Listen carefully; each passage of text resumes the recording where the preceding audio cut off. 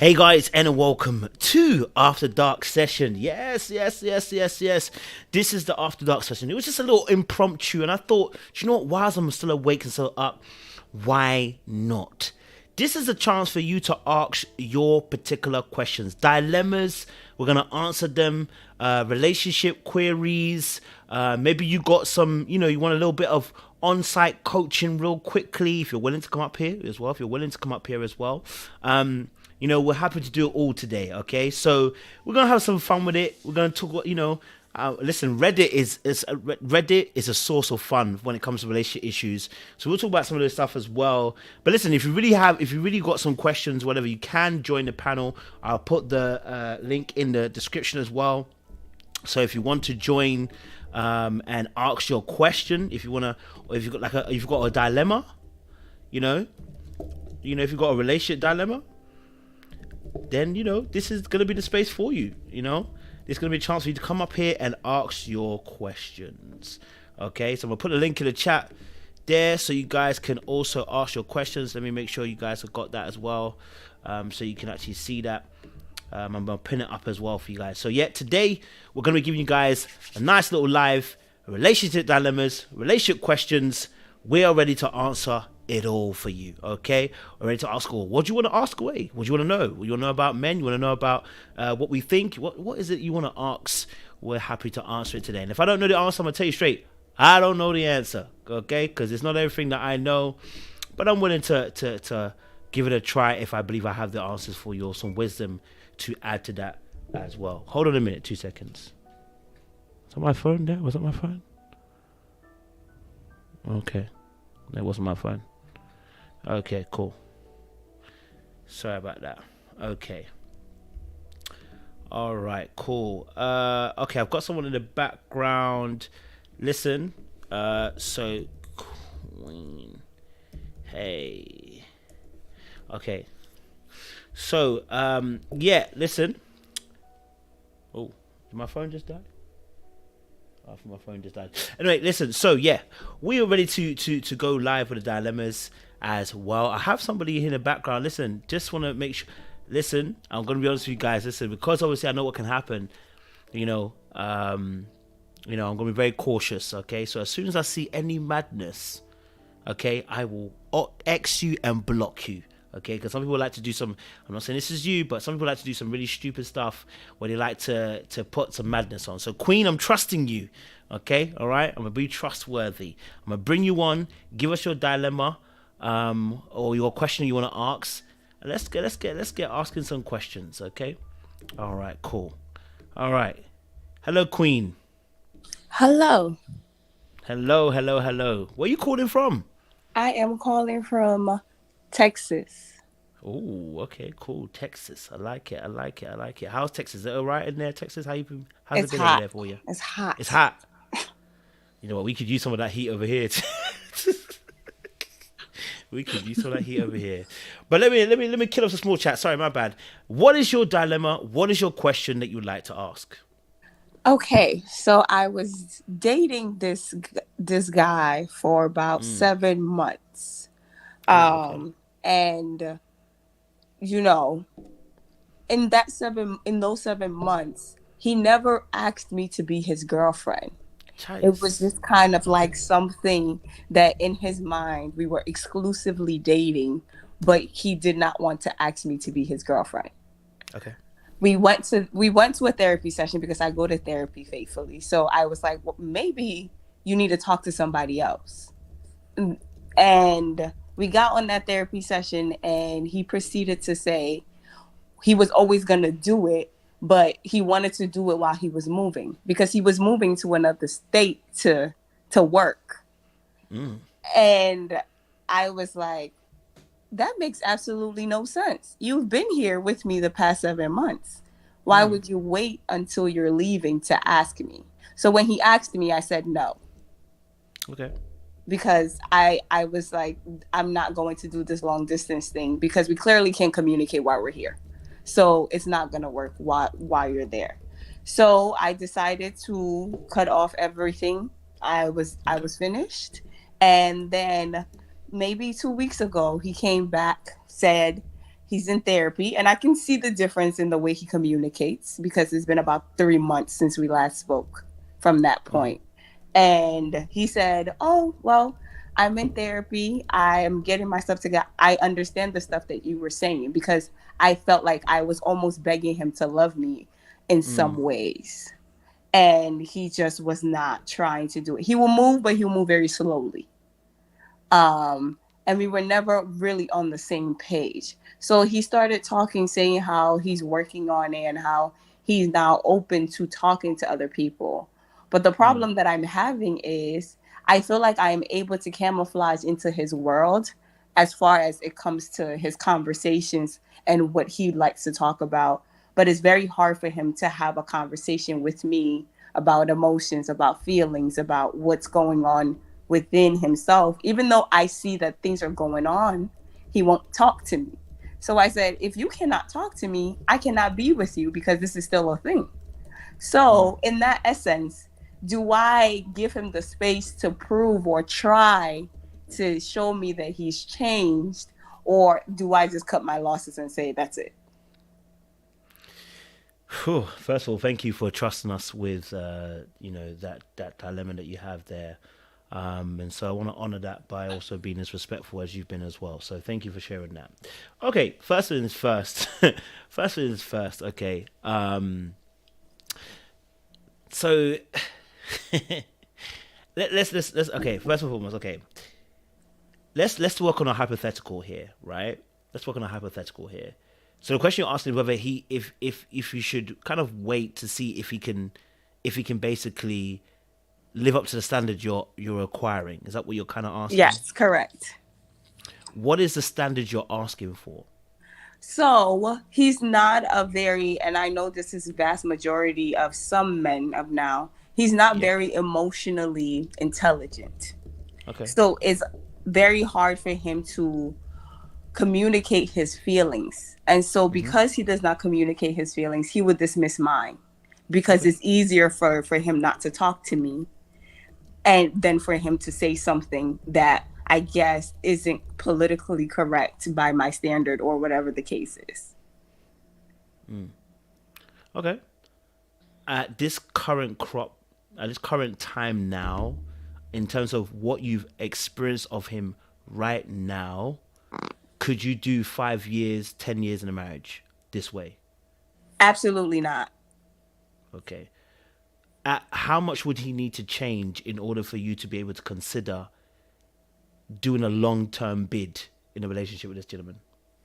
Um, I think the change has to be him actually being the leader that he says he wants to be because he wants to lead in all of these areas. And I think sometimes I intimidate him because I make more than he does, Oh. because I have a social life that he doesn't. So I see a lot of like we're not compatible in a lot of things, but I feel like the core of what we want, we have similar values. So if he can change those things as far as he wants to be the leader, but you can't just be the leader in working, working, working, working. There has to be something else because he doesn't have another outlet. And so I feel like he needs to be a person by himself before he can get with me specifically. I don't know what other women are requiring, but that's what, because I have a life outside of him. Of course. Okay, so there's extra added bits, extra moving parts in here as well. We've Yeah. got financial disparity in terms of gap as well. I mean, how did he feel about the fact that you made more money than him? Did that come up in conversation? Was that a sticky point? Was that fine? How was that handled? Yeah, it came up before because I didn't tell him what I did right away, just because I knew that when I would say what I am, a lot of men usually get intimidated because they're like, oh, that means you're making, they start doing the calculations in their head. And I I can't dim my light just because you won't elevate. And so a lot of the times the men get intimidated and they run. So with him, I didn't tell him right away until maybe a month in. Then I told him exactly what I did. And he just, I don't know what it was. He was okay with it. he never made mention of it. But when we got into, rocky things, it was almost kind of like he was looking for me to kind of like push him in the direction that he should go. And I'm not your mother or your therapist. I can't do that. Okay. Totally hear that as well. Totally hear that. So, okay, so for you, there's quite a few things that are kind of happening in terms of, okay, so again, I want to press a little bit deeper. So, give us a little bit more description in terms of, did you feel you were able to rest whilst you were in this relationship, or did you feel like you were leading in this relationship? Give us a bit more of a description in I terms felt of like I was what was leading, happening. and he would agree with me that he felt like I was leading, because whenever I will try to pull back, and it would just kind of fall flat. So I was always the one planning the dates, even if he wanted to take me out on a date. He would plan, the most he probably did was he planned a date maybe 3 days ahead of time. And even that, like, it almost was like, because I was making him in a lot of ways. And I always told him, I don't want to change you, because I know I can't change I'm not in control of another person. But if you're not going to elevate or even try, then I can't do this, and which is why I called it off in the first place. But now that he's come back, I can see the changes in our conversation, but I don't know if that change is the cap of it, or if there's more to come. Okay. That's cool. I appreciate you sharing that as well. So, him coming back, why are you considering it? In all honesty, why are you considering it? Because I feel like I can be myself around him 100%, no matter whether, I feel like he has a strong protective thing about him Energy, as a yeah. man. So I feel safe when I'm with him physically. And sometimes when I can't call anybody else, I know if I go to him, even if he doesn't have the words to say, the actions that he does lets me know that, okay, I'm here for you. Okay. All right. So you feel safe, and I mean that's a very important aspect in terms of any relationship, that you feel safe. I mean, you feel safe physically, Yes. but emotionally not, No. because obviously that's where you're disconnecting. Hmm. Okay. Okay. All right. Take me back. You know what? I could give you an easy answer, but let's work on this. Take me back. How did you guys first meet, and what intrigued you about him? So we met on a dating app, Cool. and he sort of, well, he did make the first move. And and we just kind of started having a conversation, and maybe 48 hours into our conversation, he said, okay, like, let's plan a date. I want to take you out. What do you want to do? And for me, I feel like first date set the tone, so I didn't want to do dinner or movie or anything like that. I just wanted to see how he was in just natural environment or just fun environment. So we went roller skating, Okay. just to kind of see. And it was fun. Nothing really exciting. Um, but he was very respectful, didn't try anything, give me, a side hug, because he said his mom taught him how to be a gentleman, whatever. It was fine. And then when I got home, we were planning a second date. So in the beginning, it felt really easy. But as I got to know him, I started to realize it was a lot of, um, he had a lot of issues with the men on the side of his family. And so he was closer to the females. He was raised by his mom and his grandma, and things like that. And his dad is alive, but was never really in his life.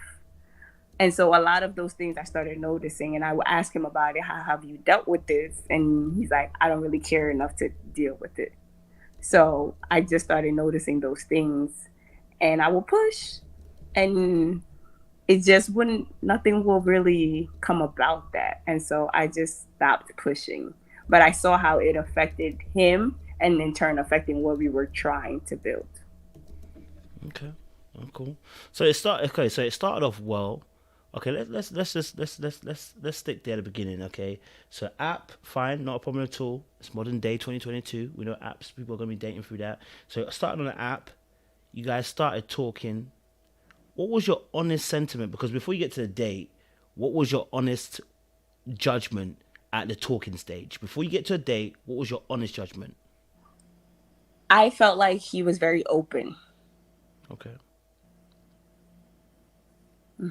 I felt he was very open to answering questions and talking about, just himself, and the things that he's learned.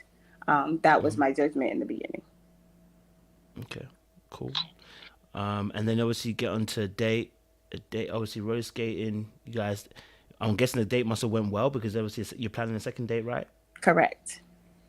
Fantastic. Planning a second date.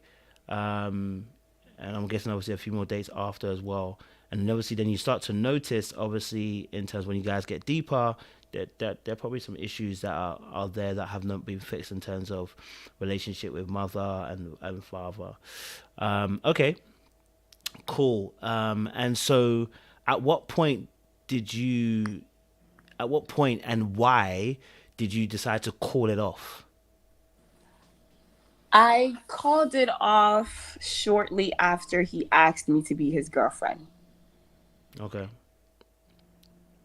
And I didn't Mm-hmm. give him an answer, and then later on just said no. And I called it off because I felt like he was stuck in his ways. Like he Mm, wasn't trying to hear what anybody has to say, not just me. So the therapist couldn't even get through to him. She gave mm, him homework, he didn't do it, and he never went back. okay. So after that, I just was like, he's resistant to change or just improving. And Mm-hmm. so I can't be with somebody who doesn't want to improve, because as humans, we have to grow. Mm, And he wasn't willing to grow. I feel like he's been the same way since he was like probably 16. okay. That's fair. Okay, that's fair. I'm hearing what you're saying. Okay, and so my question then is, why did it go on so long in terms of the relationship? Like, because 7 months is quite a long time. You guys are talking quite a bit. So, what for you? Why was it going on for so long? Honestly, for me, I think it was just the fact that I had somebody to talk to, even though I felt like essentially he filled up a space because it was comfortable after a while.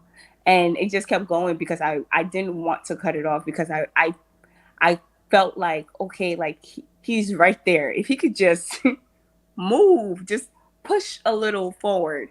So I guess I was waiting for the day where I woke up one day and it was magically different. Different. Mm. Hmm. Why? And it Why never, is and that? I knew it wasn't going to happen. So I just, So why did you wait that long? If you knew that it wasn't going to happen, why do you feel like you stayed in that then? What was holding you there? I can admit I have my own insecurities. Okay. And so I think the thought of being by myself, because I was single prior to him 4 years. Okay. So for me, it was about, okay, I had made up my mindset, like I was ready to be with somebody for a long time. And so for me, I was like, I'm coming on 4 years. And, I I went through a journey in those 4 years being celibate, trying to basically just love myself all over again. And then I felt like I did the work, and then I found somebody. And so it was hard for me to kind of get my mindset around the fact that, wow, you have to start all over again. Mm. Okay. Um, anything in this relationship that you recognize as a pattern of past relationships? Mm. And if it is, could you tell us what they are? If you can, if you feel comfortable to do that. Can you repeat the question? Yeah, no. So is there anything in this relationship that you've observed yourself as you look back on the relationship that you realize is a bit of a pattern that you have with past partners? Oh yeah. So I, issues, I'm anything like like my friends call me project manager. Well, that. before they used to Okay. call, where I used to take on men just because I'm like, well, I see the potential, right? The generic, I see the potential and I want to see where it goes. And so I think my pattern was just trying to fix people because I am in like the helping field. So it was just kind of like, oh, okay, this shouldn't be that bad. So that was my pattern. I picked up men who were essentially broken, thinking that I was Jesus and I could fix them. That's fair. I understand. Helping spirits usually find themselves there. Again, appreciate you sharing that as well. And also, I appreciate the audience as well for keeping it respectful in the chat as well. Mods, do your job, please. If anyone's not being respectful, just kick them out. I haven't got time. So everyone's being respectful. I just want to make sure everyone knows that. So again, thank you again for sharing that. Okay, so we've got an aspect obviously of you like to project build, and obviously that's what's attracted you to this gentleman. So if we really take it back and be honest, and maybe there wasn't, if we take it all the way back and be honest, if we review that situation with gentlemen through the lens of the fact that you know that you may have a tendency to try and build a boo, yeah, Bob the Builder, were there red flags that you're looking back now and going, I might have missed that? Absolutely. I can acknowledge that. Yeah. Mm-hmm.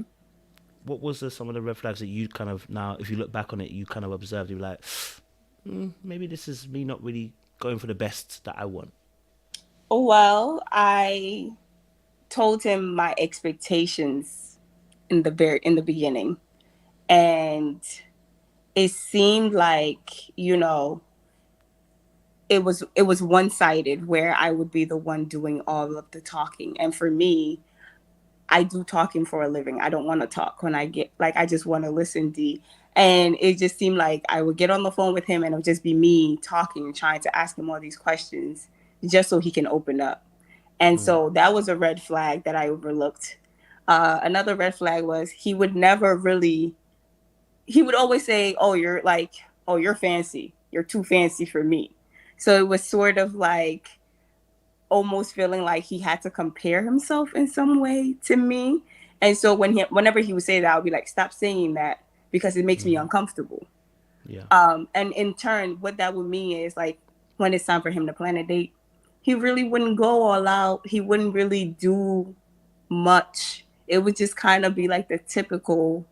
And I'm just like, I know I don't ask for much, but at least you could have done. And I'll give him ideas. And he'd be like, I don't want to do that. I don't want to do that. So it was just kind of like a lot of dismissiveness that I looked past. Potentially he might have felt like, obviously, he might have been a trigger for him. Anything you might have suggested might have been a trigger because it would have appeared like control. Not necessarily that you actually were, but it might have appeared to him in that particular way. Okay, so thank you for sharing that again once more. I really do appreciate it. I want to honor that and say, listen, I'm hearing you, and I see you, and what you've shared is quite interesting. So in the aspect of you talking about even that the red flag that you kind of encountered is a really good one, right? Because I think it gives us a bit more idea in terms of why we're here, right? Because I could easily answer the question within 2 seconds of what you asked. The answer is very simple, but there's a deeper thing I like to touch into. So what you said was in the beginning kind of thing, you're starting to realize that you're having to ask all the questions to try and open him up. What that does in any relationship, though, when you're consistently asking all the questions, is it makes you immune and makes you invulnerable. So you might have wanted him to ask you questions, but your natural inclination is to push and ask questions, and that puts you in the role that I'm playing, right? Because if you look at our relationship right now, you're being super vulnerable, but you know nothing about me, right? And in that case, that's actually a form of power. Because now I'm holding all the cards. You've been vulnerable. You've opened your heart out. I'm now in a place where, if I wanted to, like we spoke about this about vulnerability, if I wanted to, I can now hurt you. So when you don't place yourself in a position where you're able to be asked questions as well, because your natural inclination is to ask the question.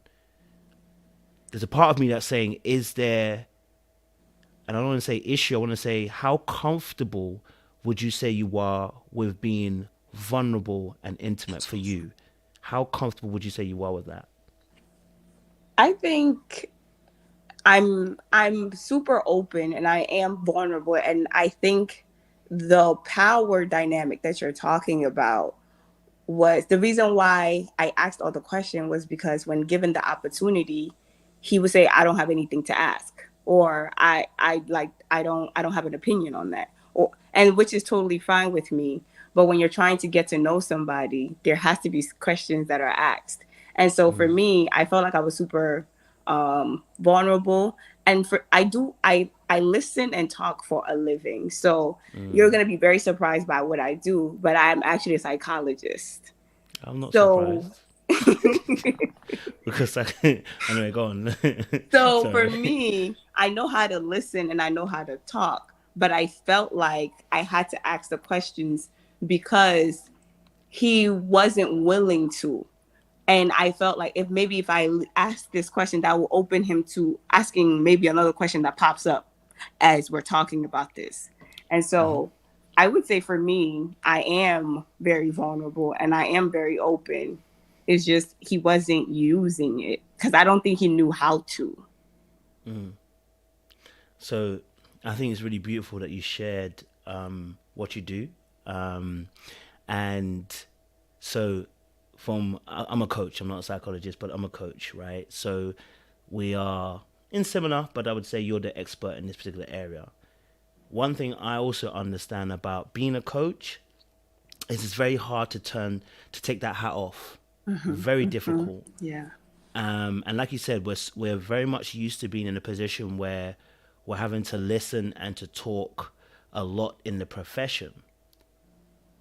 But then, as you obviously in the psychology, if you look at it objectively in the terms of the situation,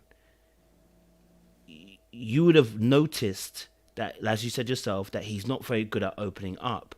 Right. So you were trying to pursue a line of opening him up. Yeah. So you were actually driving the horse and the car, the horse and the cart. You were driving it. Yeah. So from okay, let's say I'm your patient, Correct. and I say to you, I'm in a situation where I'm asking somebody, and I'm telling you the same thing you just told me, which is basically, look, I was talking to a girl, and she wasn't really opening up, so I just started asking questions because I mean we have to get talking, we have to get understanding, get to know each other. I started asking questions. Obviously, I coach people, so I just started asking her questions so that we can actually get to talking because I need to get to know you. What would be your professional advice to me about the way I went about that situation with the lady? Well, there has to be safety for the both of you in order for that to take place, right? So if she's feeling like you're coming on with all of these questions, she might recoil into herself and not be as open to answering questions because she feels the pressure. So if I feel like you're asking one question after the other, you're not really giving me the space to be or giving her the space rather to be like, okay, well, let me answer, because as soon as she's about to answer, you jump in with another question, right? So with somebody like that, they will recoil because it's like, okay, you're not giving me the chance, right? And I see Okay. what you did there. I appreciate that. But yes, definitely. I appreciate it. No, I mean, to be honest, I honestly empathize with you because I know how difficult it is because our job is to heal people, mentally. That's our job. We mentally heal people, all right? So it's not far fetched that we are drawn to people who may not have everything that we want, but because we believe we have the skills and the tools to aid people, that we would consider somebody who, in all honest truth, is actually settling. Because you're not getting all that you need. Like, that's why I asked you, and you answered quite beautiful. I said, 5, 10 years time from now, could you handle this? You said no, because the reality is, what you're looking at, you know that what you're seeing is not to your standard.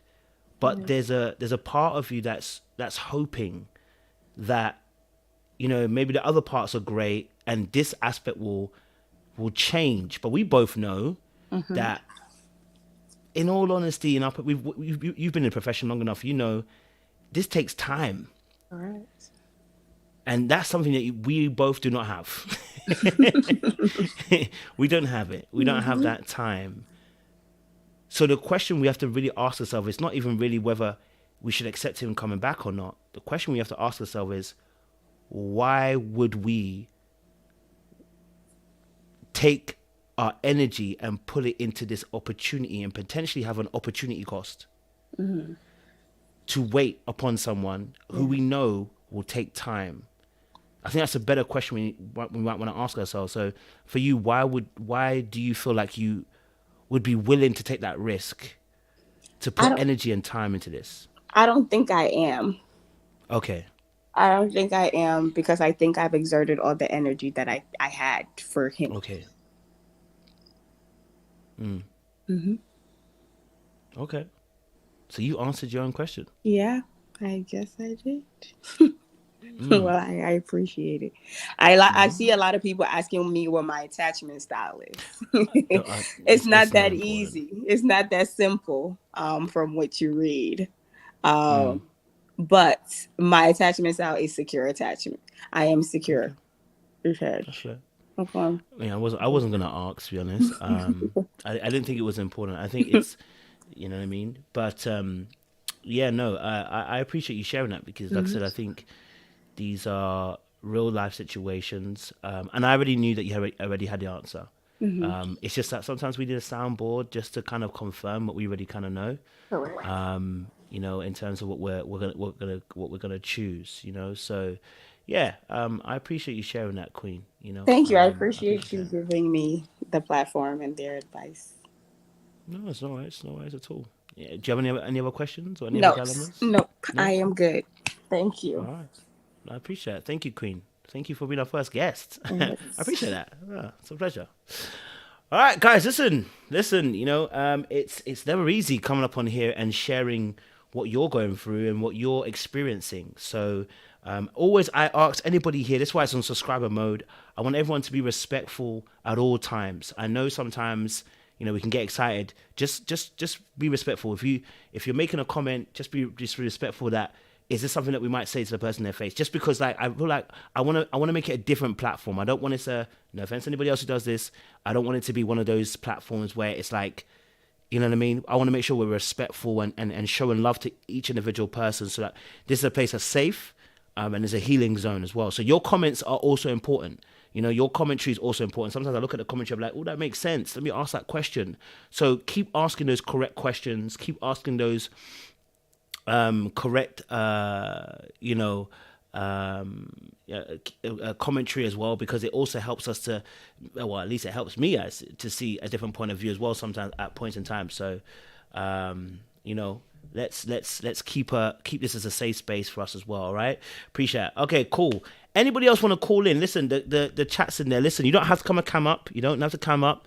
Okay, we don't need you to cam up all the way. I understand that this is not an easy situation. So if you want to jump aboard, please click on the link and we'll have a conversation, and we'll be respectful, and we'll show respect and kindness to you as well. So, you know, when you're ready, guys. In the meantime, let's let me show you one of the Reddit things. Get me, and hopefully somebody will feel brave and come upon the link, and we can have a conversation as well. Okay, all right. Okay, cool. Let's it's a Mazali. Yeah. Okay. All right, cool. We got a little music playing in the background there, you know. Beautiful stuff. Set that ambience for you guys. Okay? Let's get to Reddit. Okay? Fantastic. Hey! Reddit will never suffice to bring great advice to us. Alright. So, I've got some questions. If you've got questions as well, please put them in the chat and I'll star them so I can answer them a little bit later as well. Alright, so here we go. Here we go. Here we go. So the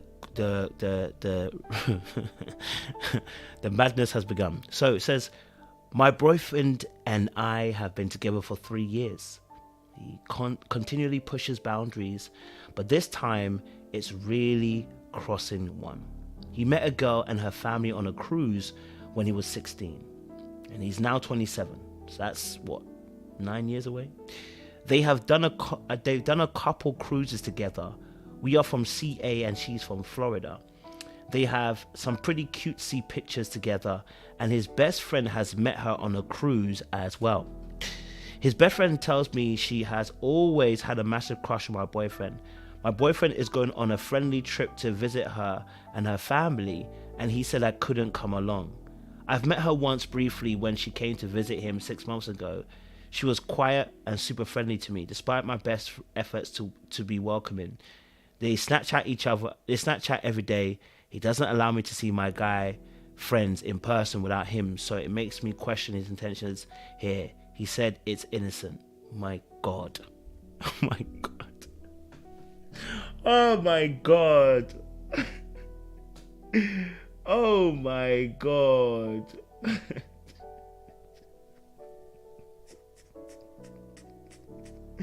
Ah, what is going on, Kez? What is going on? Oh my gosh. Okay, let's answer this. Oh my gosh.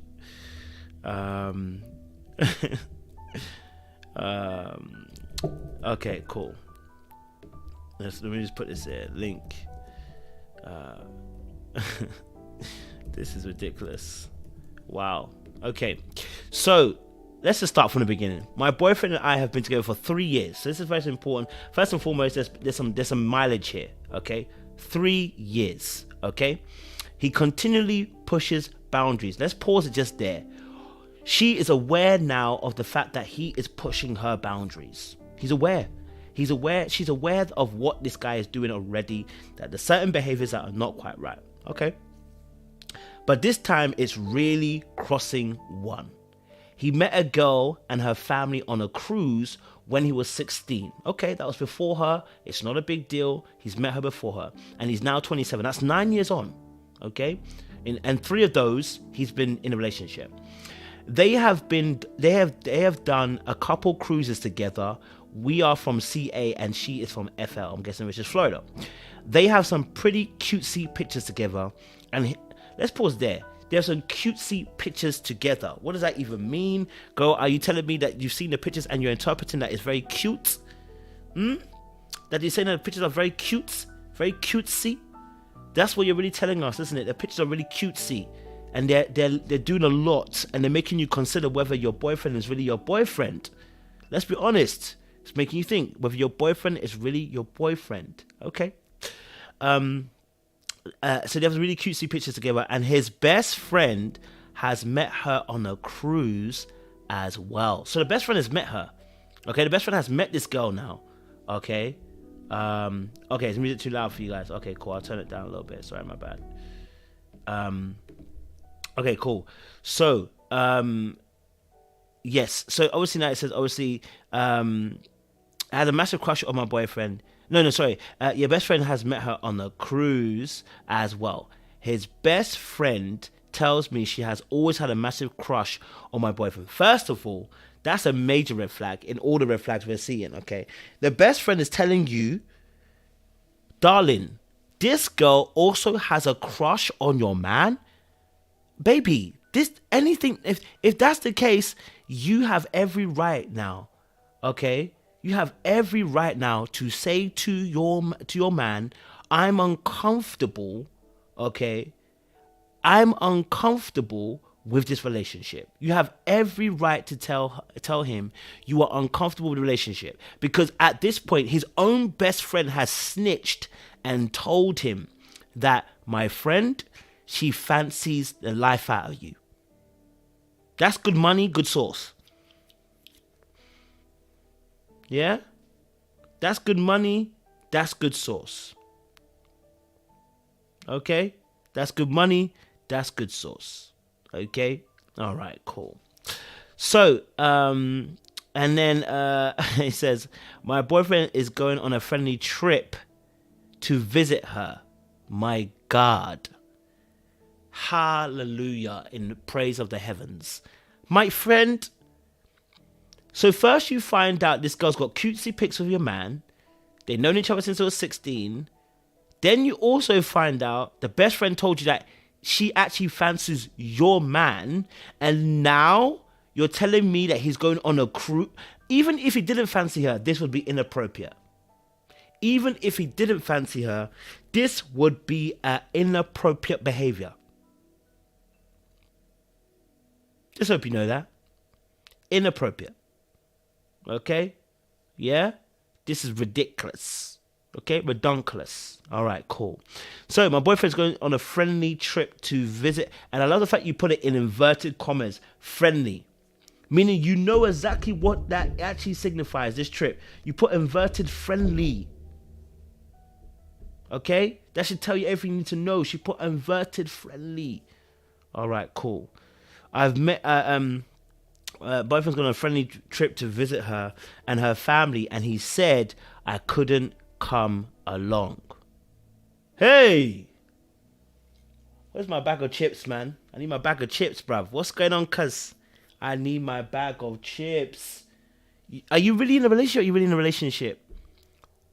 At this point, I got to ask a serious question. Are you really in a relationship? Okay? I got to ask that question. Okay, so... But he's telling you can't come along, which is actually again, he's really letting you know. Oh,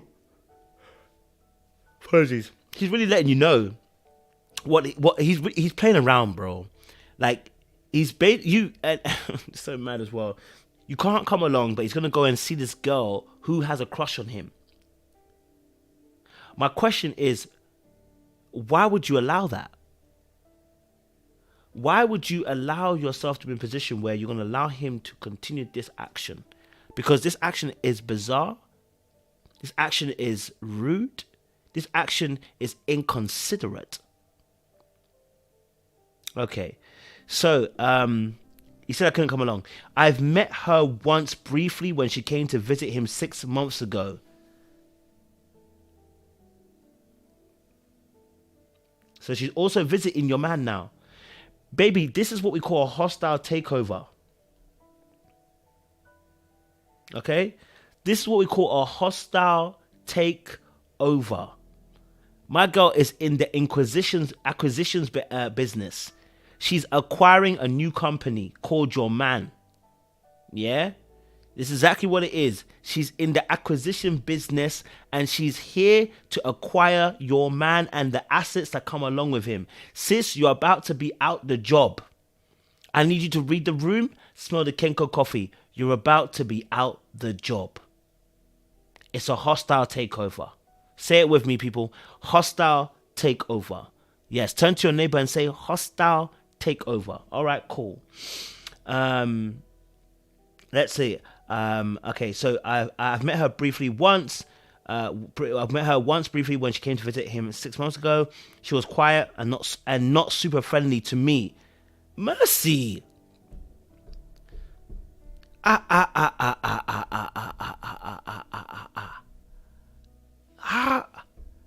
So she even came over 6 months ago. She was quiet and not super friendly to you. Despite my best efforts to be welcoming, they snatch. Darling. It sounds like, you know what? You don't know your self-worth. It sounds like, sis, you don't know your self-worth. Okay? You don't know your self-worth. At this particular point in conjunction, this girl is doing a hostile takeover. Right in front of you. Acquisitions. Yeah? Mergers. Okay? Her and your man are merging. And you will be left without a job. You'll be on the streets like a rat on the highway. My God. Hey. They snatch her every day. He doesn't allow me to see my guy friends in person without him, so it makes me question his intentions here. He said he's innocent, so hold on. Oh my God, it gets worse. You're telling me you can't even see your own friends who are males without him being there. Sounds like an insecure. It sounds like somebody who knows they're cheating is trying to stop you from doing what they feel they're doing. Right? It sounds like he is trying to prevent you from doing what he thinks that he's trying to prevent you from doing what he has been doing and he thinks you're going to do. Hi boo. He doesn't look, the word in here is he doesn't allow me to see my guy friends in person. So you can talk to them but not in person without him. So it makes me question his intentions here. Why are you questioning his intentions, darling? This is not even like he has it's not even like he's even doing, you know what, you can't talk to a man and I'll talk to my girls. This girl should not be spoken to at all. Oh my gosh, you're making me tired. Darling, how can we be in a position where this girl is not even a normal girl? She's not even a normal friend. This is a different type of friend. A different type of friend who comes with extra benefits. And she wants to be with your man. And you're here talking about, he won't let me see my male friends. I'm questioning his intentions. Sis, you need to question your life. And ask a real question. Why is your esteem so low that you are allowing him to control you in this particular way? You're basically being used. Because at this point in conjunction, it sounds like he wants to move on with that girl. That's what it sounds like. My God. Let's be honest and let's be honestly true. Okay? There are people like this who end up in relationships like this. And the issue here is you are slow to smell the Kenko coffee and the infiltration by the enemy. The hostile enemy has got behind territorial lines. That now the hostile enemy is even searching within your four walls. The enemy has got behind territorial lines now in the four walls and is even standing right in front of the flag it needs to capture. Your man. And you're here being polite. Thinking the person won't come and take the flag and plant it elsewhere. I'm not saying that you are the only one at fault. I'm saying to you, darling, why haven't you smelled the Kenko coffee and got out of there?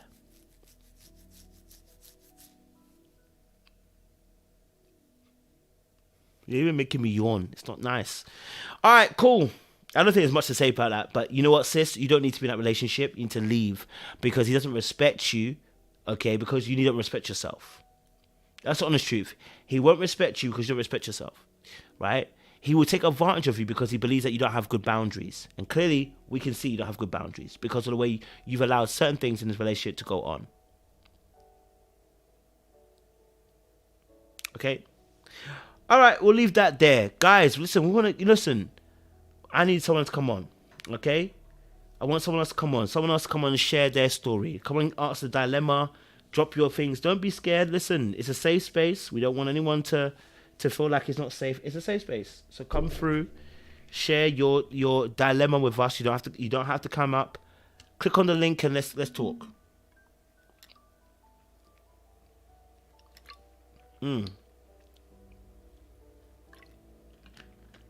Old girl's in trouble. She gonna literally be finished. It's a political situation. Okay, let's ask one of these questions. Okay. Let's have a look. Let's have a look at this question here. Do you think men who cry too much or get overly emotional are toxic? I'll be honest with you.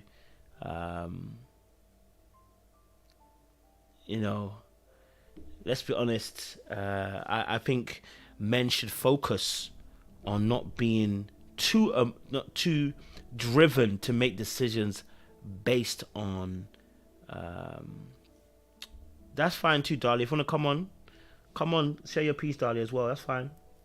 Dilemmas. If you're single and you want to know, you want to ask questions about how to get a man or whatever, come and ask it. Jump on. We don't mind.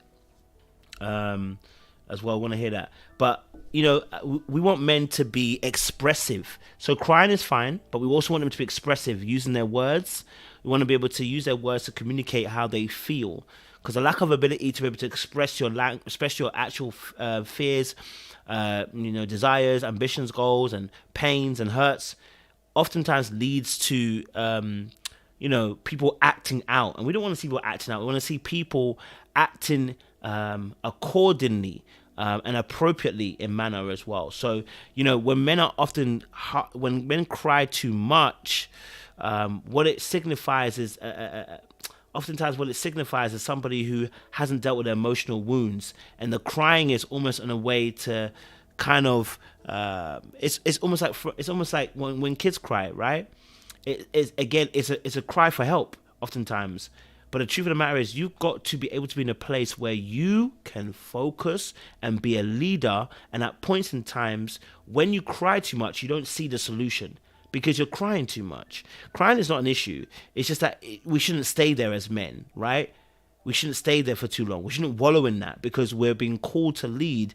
And when you lead, there's going to be some fortitude. There's going to be some solitude. There's going to be some strength that you have in order to lead correctly. But if you're constantly crying, you put the other party, if you ever date or marry, in a position where they're consistently having to soothe you in order to help you, right?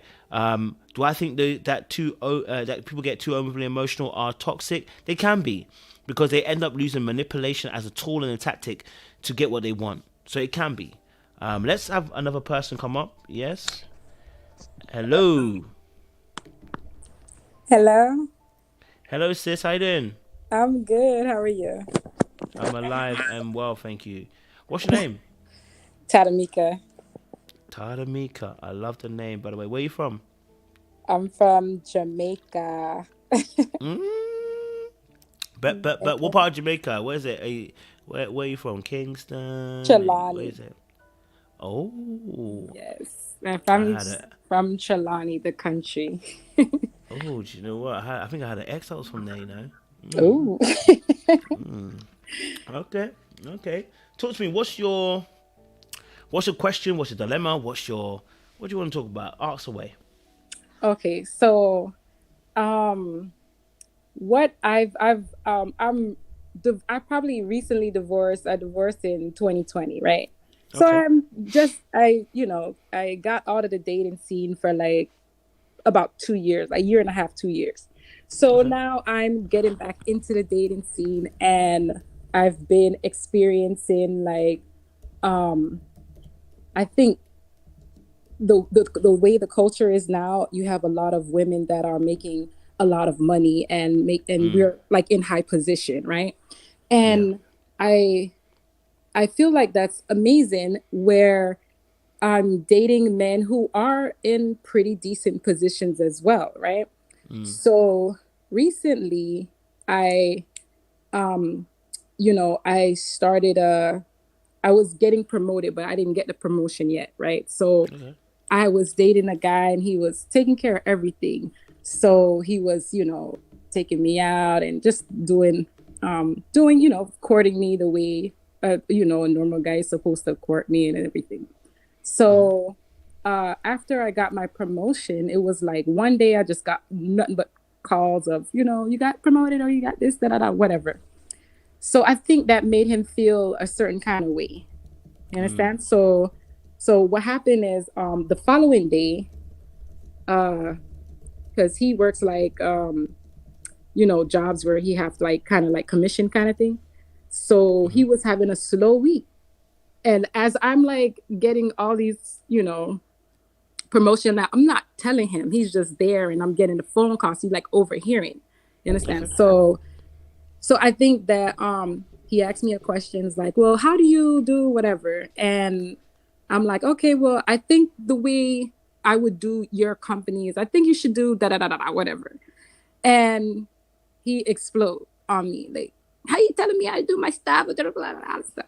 So I'm like, whoa, like you asked me, so I told you. So I grew up with two brothers, so I know that men are very prideful, right? And they sometimes don't want like a woman telling them what to do, which is fine.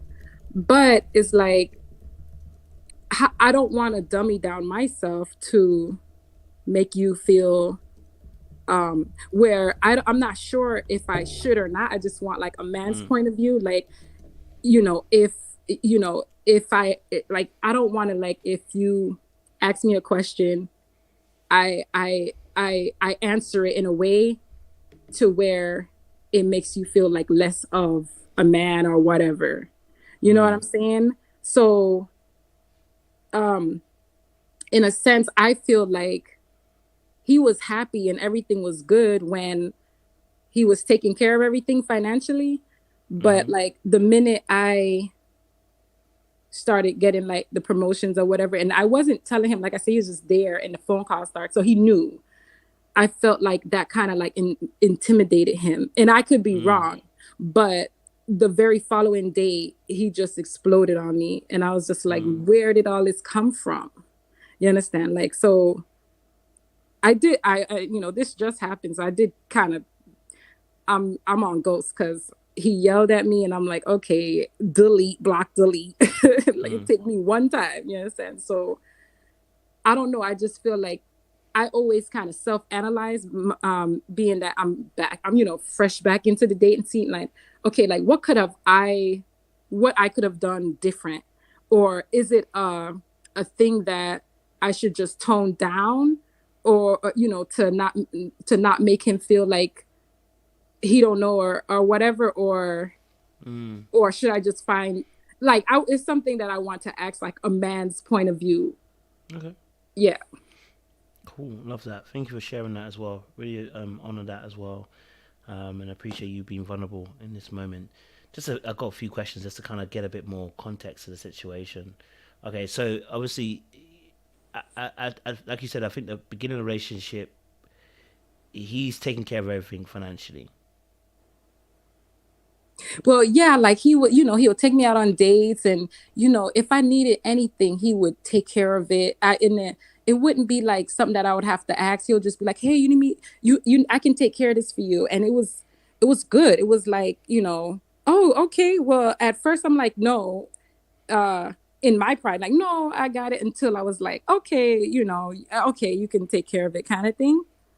And he was very generous and very sweet or whatever, but it was like the very week I was getting promoted, he like his job, like that week, was like, he's like, oh well, my check gonna be very low this week, so I'm just letting you know. I'm like, no problem, because like you did so much, I don't even care.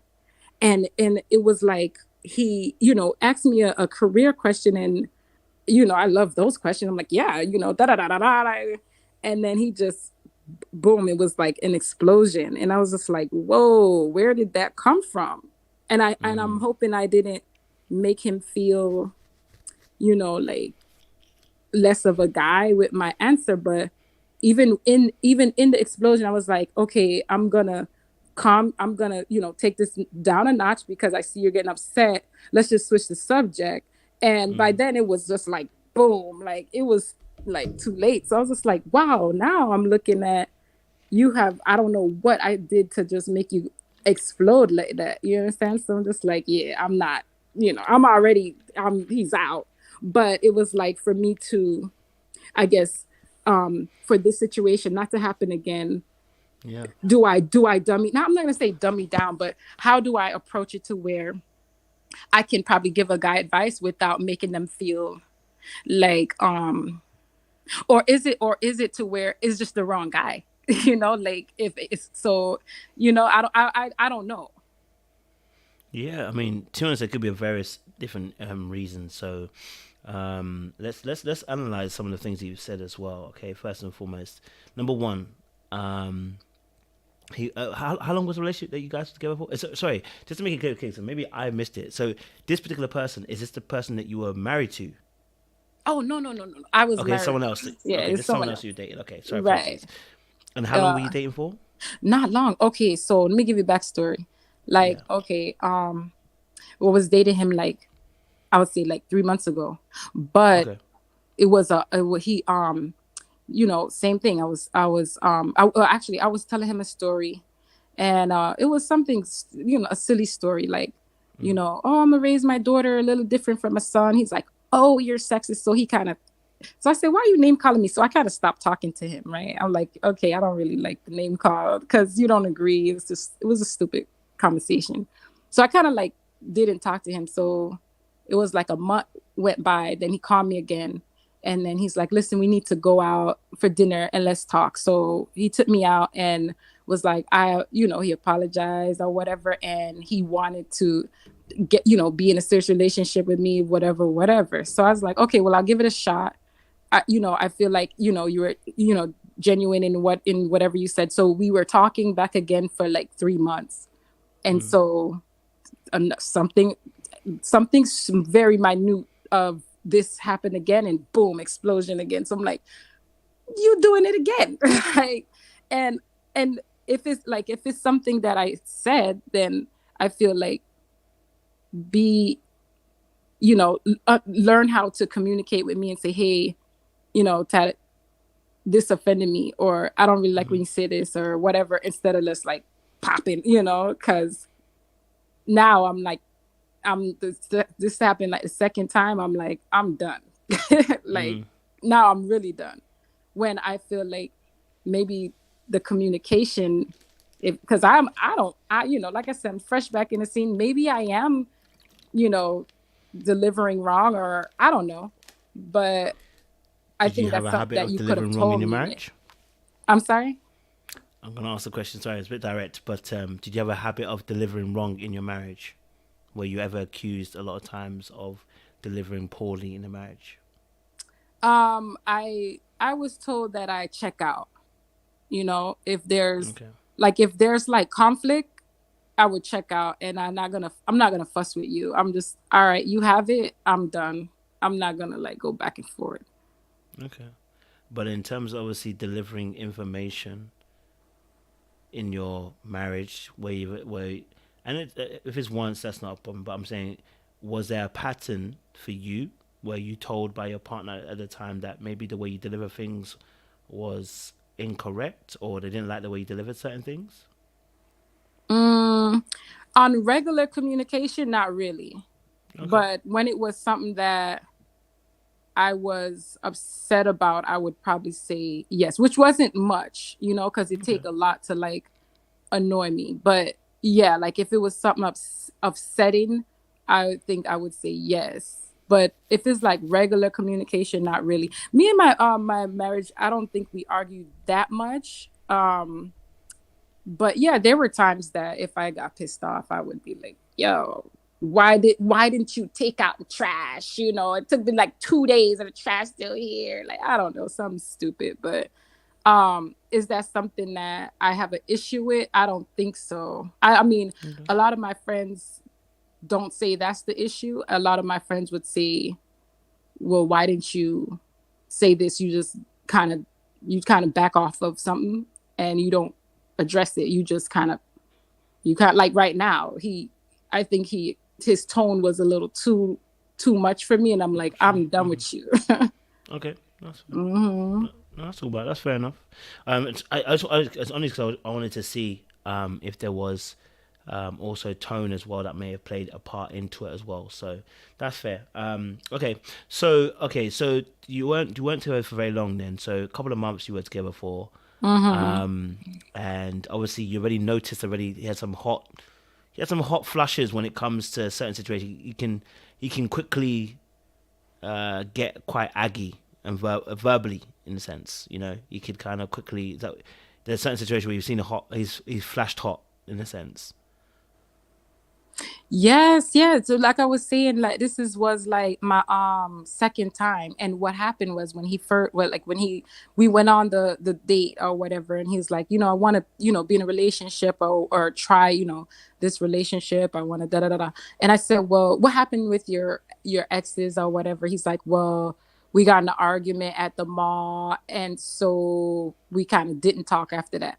And I'm like, how long was that relationship? 2 months. All right, okay, what happened with the other one? Well, the daughter didn't like me for whatever reason, and she kicked me out of the house and stuff like that. All right, how long was that for? Like, so it was like I already had a sense that he had a temper, and I had, I confronted him about it. I'm like, you have a temper? He's like, yeah, he does have a temper, but I mean, for me, even like, because I feel like in that conversation, it probably was me, I guess, suggesting something to a man when men are like, I know what I'm doing, blah blah blah. I'm like, hey honey, I think, because what happened was he works he's a contractor, and I'm like, hey, maybe you should go for contracting, what do they call it, government contracts, and that way you can get work for, and like, no, in my field, not government contract. Well, maybe you should try getting, a professional to kind of search for government contract in your field. You trying to tell me I know about my field, blah, blah, blah, and just boom. And it was just like, did I push a button, to where, okay, well, if it's like a career thing, did I overstep by saying, okay, maybe you should get a professional, or should I have left it there? Like, it's kind of like, I don't know if I don't think it was a tone, because we were just normal, talking normal. And then, but it was like, boom, it was, and I was very confused. I'm like, I'm shocked that this something simple conversation like this would just set you off, or whatever. So, I'm thinking, okay, if I did overstep, I still don't think I should get a reaction like that. And for next time, maybe with men, I don't know if it's a man thing or maybe it's a him thing. You understand? Like, I mean, I think you've given us enough information to kind of know that it's a him thing, because it's not the first time we've seen the flash of anger. That wasn't the first time. That was another situation again. So I think clearly in this particular situation, this wasn't necessarily a man thing. I think it's specific to actually him. What I would say, obviously, is, and I was only trying to rule it out to see if there was anything in terms of might have been said that might have triggered something. I think in this particular case, if I'm honest with you, when you actually look at, he asked for advice, right? He asked for advice. He said he's the one that actually asked for advice, didn't he? yeah, he would. Well, we were in the car and we were talking about it, and he was like, Mm-hmm. "Hey, I looked up, because the thing is that I want a contract, and Okay. that's why it came up." So he was like, well, I was talking in my chat group, and there's no contracts, for my field, because we're blah blah blah. I'm like, so I know a lot about it. I'm like, well, actually, if and I told him, I don't know your field, but I'm pretty sure there's a contract. There's a contract for every field, right? And he's like, no, I checked my group, and there wasn't, like, but I think I said, well, I don't know, but what I did was I went to an expert, right? Because I didn't know there was contracts in my field. So I think that maybe you go to a professional that can kind of help you search. And then, what you trying to tell me about my field? You trying to boom, and like that bomb just go off. You understand? So I'm like, damn.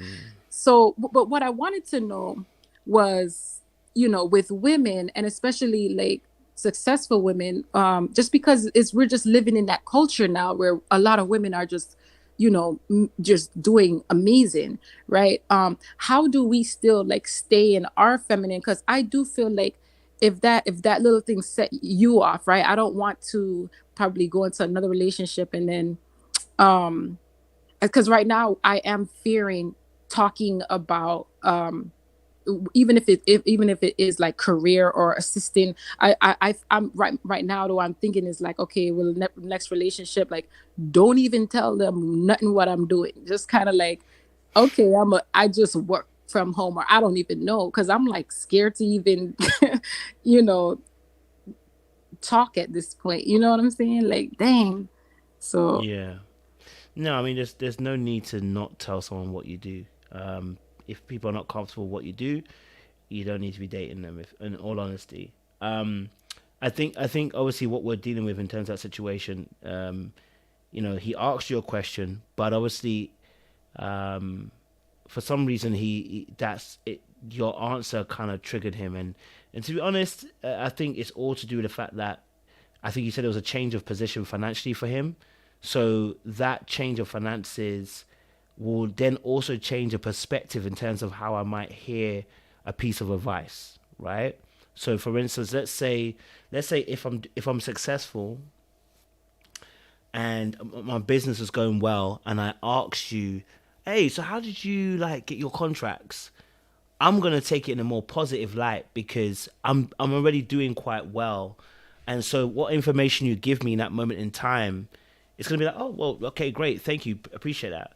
I think, especially with men as well, with their egos, and sometimes some men have a very fragile ego as well. In this particular case as well, when now he's asked you for the advice and he's blown up in this particular way, from the information you've given me, I may need to have a bit more, but just from the information you give me, it sounds like it wasn't up.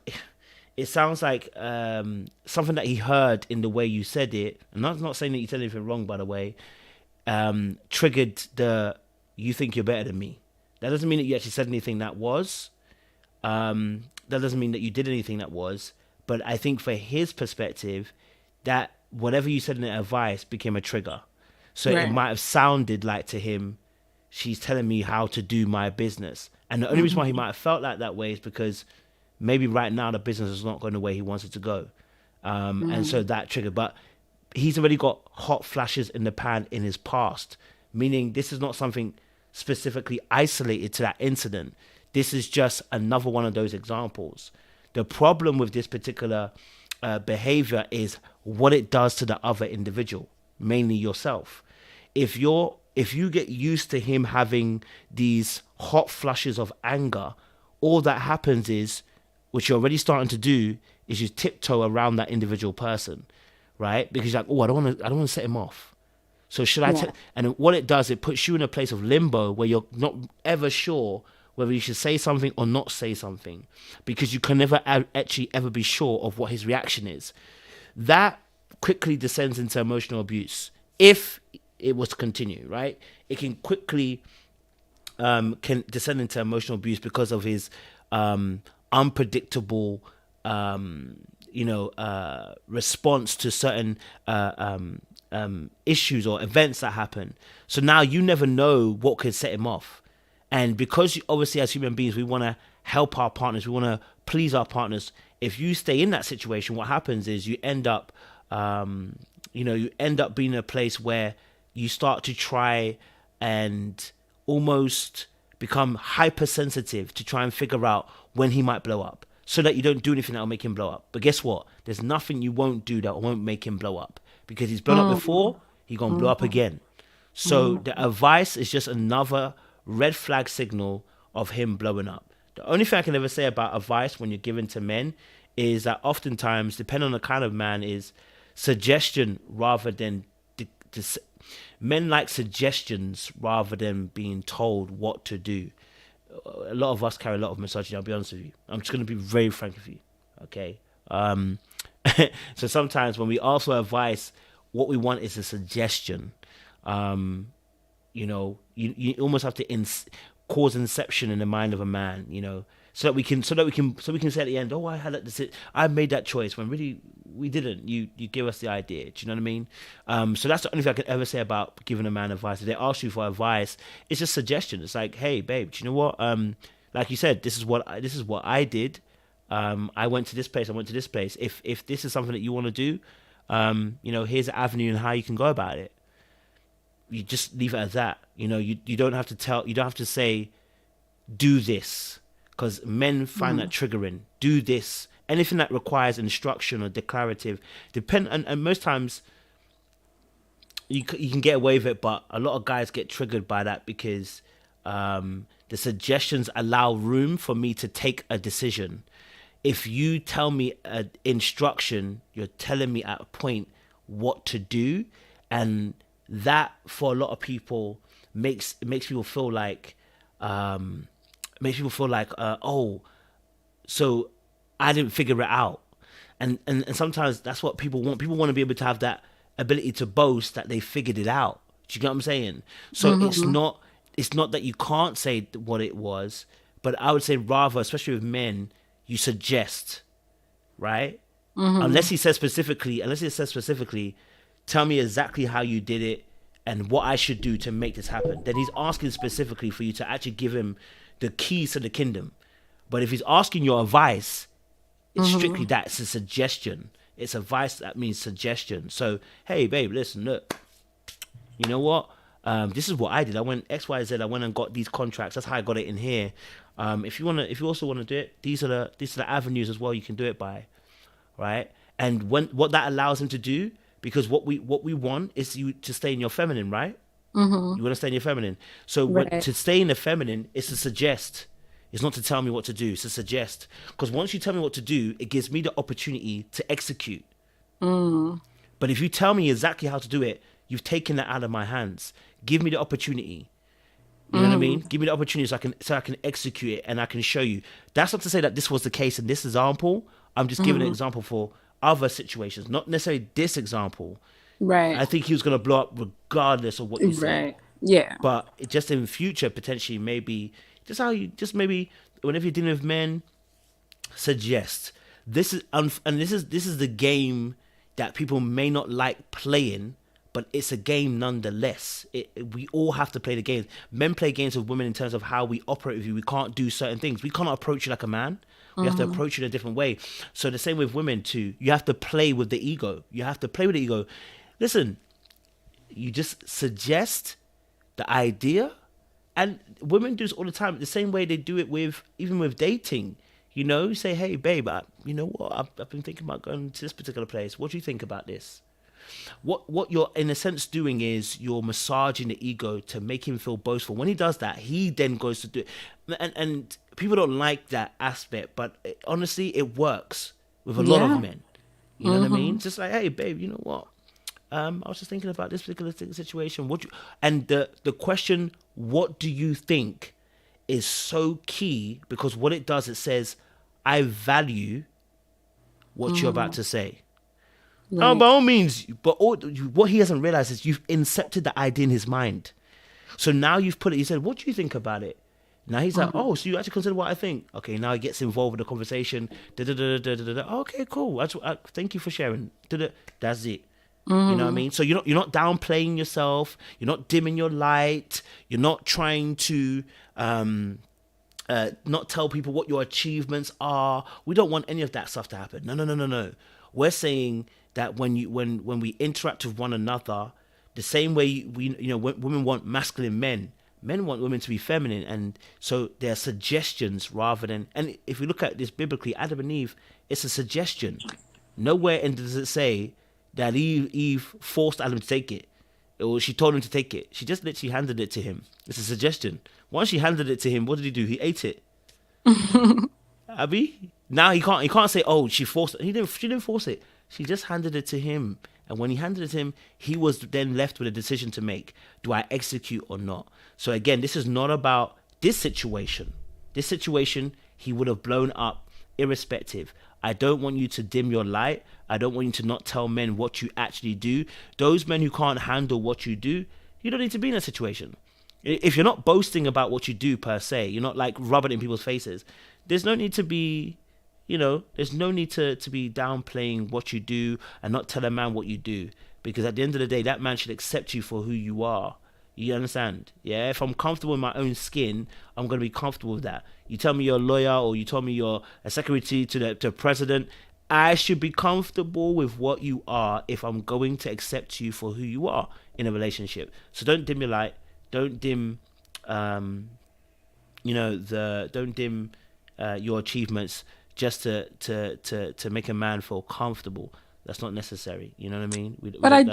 I do agree with even in all of that, right? Yeah. I agree with,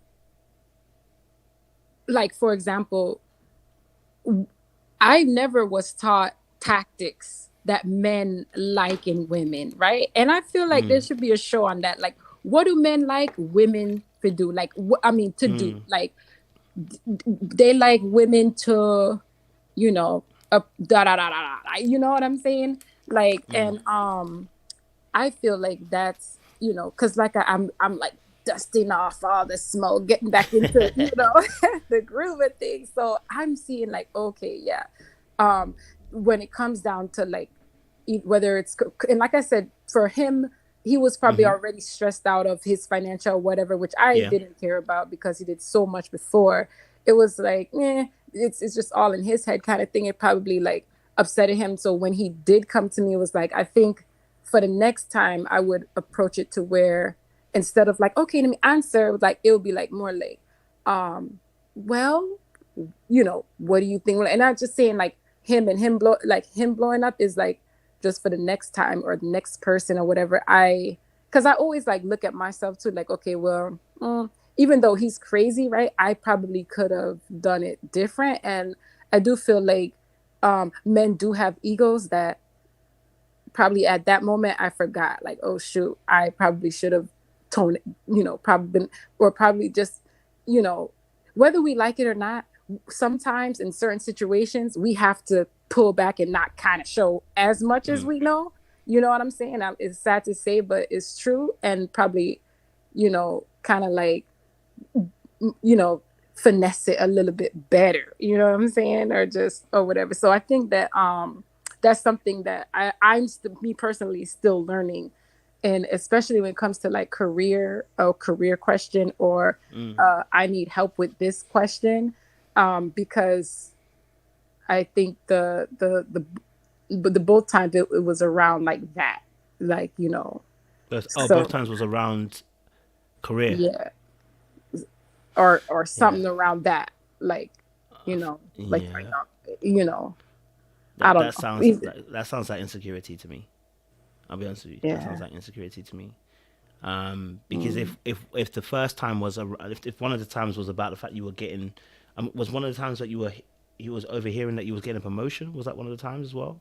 Yeah, and that's the thing. The following day was, and he just was with me, and I just got all these phone calls, and it wasn't like a promotion. It was just like, okay, you want a contract, and so my phone was just ringing up, ringing, ringing, and I'm like, oh wow, this is so cool. So I'm like, just talking, and he's like overhearing this. It just happened to be on a week that it was just a bad week for him, and I'm just, and me, I'm like never gonna just be like, look at me, I'm getting blah blah blah. It's just like he's just there. He was just there when all the phone calls was coming in. And so the following day I just felt like he, and the thing is that and even when I was getting the phone calls in, I was like, damn, I don't want these phone calls coming in when he's here, because he already told me he's having a bad week, so I feel like I'm like, this is a bad time to get all these phone calls, because I know anybody would probably feel a certain type of way. So sure enough, I'm like, oh goodness, but I'm realizing like I don't want to live like, okay, I can't take a phone call because I feel like you're going to be insecure or something like that, but I still want to have a balance of you're still the man and all, stroke the ego kind of thing. I don't know, that's just the reality of dating. No, Gotta, yeah, and listen, it's never easy. Like I said, money is always a contentious issue for both men and women, but specifically men, because a lot of times that's how we're valued in society. My question is, why did you? Well, let me talk. Why did you? Just to rephrase that. You spoke about obviously that you'd seen flashes of the anger per se, and obviously it's done now, of course. But what attracted you to him in the first place? oh, that's a great question. I felt like he was a nice guy. He was very nice. Ah, One of the nice guys, very quiet. And I was like, oh, this, and I even said to him, like, oh, you're a very quiet guy. It is something very different for me. So, I'm very open to like seeing how this quiet guy thing is, because I'm very used to dating like I'm a boss and I run this company, blah blah blah. So I'm so intrigued with going another direction and going to like a nice guy and stuff like that. And So around, the first couple of weeks of talking to him is very sweet, very nice. And, it wasn't like, I didn't feel like, um, I felt very comfortable. Our conversation was for hours. It was just very, and, I was just like, oh, okay, this is cool. You're a quiet guy. I want to, kind of, peel back the layers to see or whatever. And like I said, yeah, like I said, I got into the one statement, and it wasn't about career, it was about the kids. I was like the how I treat the girl and the guy, and he was like, well, you're sexist. And even though it was something small, I saw that it was like, you're name calling me. I don't care what the name is. Like, don't name call me in a conversation. You understand? So I was just like, no, I don't like that. And that's why I pulled back the first time. It wasn't like he's cursing me off. He was like, you're sexist. I just didn't like the name calling. Like, I feel like you can express yourself without, in a mature fashion. Like, if you feel a certain type of way and you do feel like, okay, well, why do you treat your girl different from your boy? Like, ask me that. Don't just be like, you're this, you're that. Like, it was very immature behavior for me. And that's why I was like, nah, I don't even like that. So I gave him a second chance because I'm like, well, maybe my friends always say I cut people off, and I'm like, okay, well, let me change myself and be like, okay, well, let me not cut people off so quickly like that. You know what I'm saying? So like, okay, let me just see, maybe I just cut it off too soon. So that's why I kind of entertain it again. And like I said, for after, we went out, he told me, okay, listen, I'm not gonna do that, blah blah blah. So I said, okay. And then for the next, like, it was like 3 months until he, blew up again. And I'm like, you know what? I'm not even shocked, because all when he was like exploding, I'm like, damn, I already knew, because that's why I left the first time. Because of name calling, now you just full blown explode. I'm like, next time, I'm afraid. I'm not even. I don't even want to see the next time. I'm already like, okay, I'm done. What But did you say when you said that? when I said what, that I'm done. Oh no, did you ever say to him about his anger? Yes, I asked him. I said, "Do you?" Okay, this is the scary part, because we were at dinner one time. And I said, "Do you have an anger problem?" He says, "Yes." I said, "Did your exes ever say that you have an anger problem?" He says, "Yes." So I said, in the event that you're angry, what do you think I should do to calm you down? I asked him that. And Yeah. when I thought back on it, I was like, why did I ask him that? Because in my heart, I knew that I needed to prepare for him when he gets angry again. I need to know what to do to calm him down. Okay. And that scared me when I asked, like, when I thought back, that I'm like, why did I ask that? Because I kind of knew it was gonna happen again. So I wanted to, like, be prepared for it. So all this time when he did, it's not like I didn't know. I knew, because I had asked him, how do you how do you calm yourself down? Because I already, so I kind of, which is weird, but I'm like, I didn't think it would. It's not even because I feel like, okay, if you have an anger issue, okay, but I didn't realize it was like, I feel like if you have an anger issue, if somebody, like, you know, um, you know, kind of, to be in your space and kind of rah rah with you, okay, boom, you can let the anger out, right? But I didn't realize it would be something so small that's just gonna set you off. I thought it was like, okay, you may have an anger problem in an argument. I get that. But in a regular conversation where we're just, having a great morning and we had breakfast, it was just a great morning. And one thing set you off from what I said. Not in a, we were in an argument, and it was just regular talking. And you just exploding. It's like, huh? So that would shock me, that you just explode like that. I thought it would have been like in an argument. Okay, I understand. But like, just because I'm like, I'm answering your question, like, so yes, so to answer, yes, I asked him that, like, yeah, how do I calm you down in an argument? So And sorry, I kind of missed his response. His response, I want to get his response. I want to get his response specifically. What did he say specifically as a response to what should I do when you say when I want to calm you down? he said something a little provocative, but he said, you should come to me and say, well, we're not gonna have fun tonight if you continue. being mad. Me like, we're not gonna go to bed, do the thing tonight. So he's like, switch my mind back on that, and then I'll calm down. I'm like, but I guess he was joking, or maybe he's serious. I don't know. But that was his response, like, say, hey, you're not gonna get none tonight if you don't calm down. So it's like, okay. But it was, to me, I think it was a joke, or maybe he was having no idea, but that was his response. So he actually didn't really give an answer as to what. I mean, it's an answer, but it's not really a direct answer in terms of how to do this thing. So, okay, so maybe he didn't really consider his anger actual an issue. Maybe he knows the issue, but he doesn't want to scare me and let me know it's an issue. Okay. That's what I feel, because I'm like, why are you giving me an answer like this? So technically, he never answered me. Yeah, he didn't. Okay, that's a little bit. Okay. And I'm just gonna ask a question for the background context as well. So obviously, this gentleman, obviously you dated for a few months. Is this the first kind of dating experience you've had since the divorce? No, I dated one guy that lasted 3 months because I felt the same way. Like, okay, this guy, he when I first dated the first one, he was like, well, I want a woman to cook and clean for me. I want a woman, and I'm like, I don't even know you. Like, I'm not gonna start cooking and cleaning. Yeah, I just met you like, a month ago. Stop it. So it was weird. I was like, and no. So I kind of cut that off really quickly. And then a couple months went by, and then I met this guy.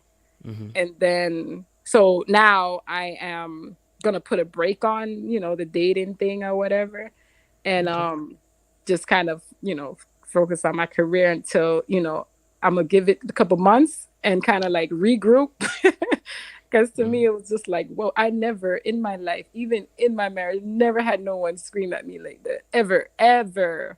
And I'm like, I am not going to start right now. Like, So, yeah, I was just like, yeah, no. So, Okay. So, and just maybe one of my last questions as well. You don't have to answer it, but I just want to ask it. What was the cause of for you? What was the cause of the divorce from your perspective that you had? Oh, I can tell you. So there were several issues. We got married really young. At 20, I think I got married at 24. Oh wow. And so he I don't know. I'm gonna give you the lighter, not all the drama, but just the basis of it. I met my ex on a dating site, right? So when I met him, I was, that same thing. I had my own at 24. I had my own business. I was making good money.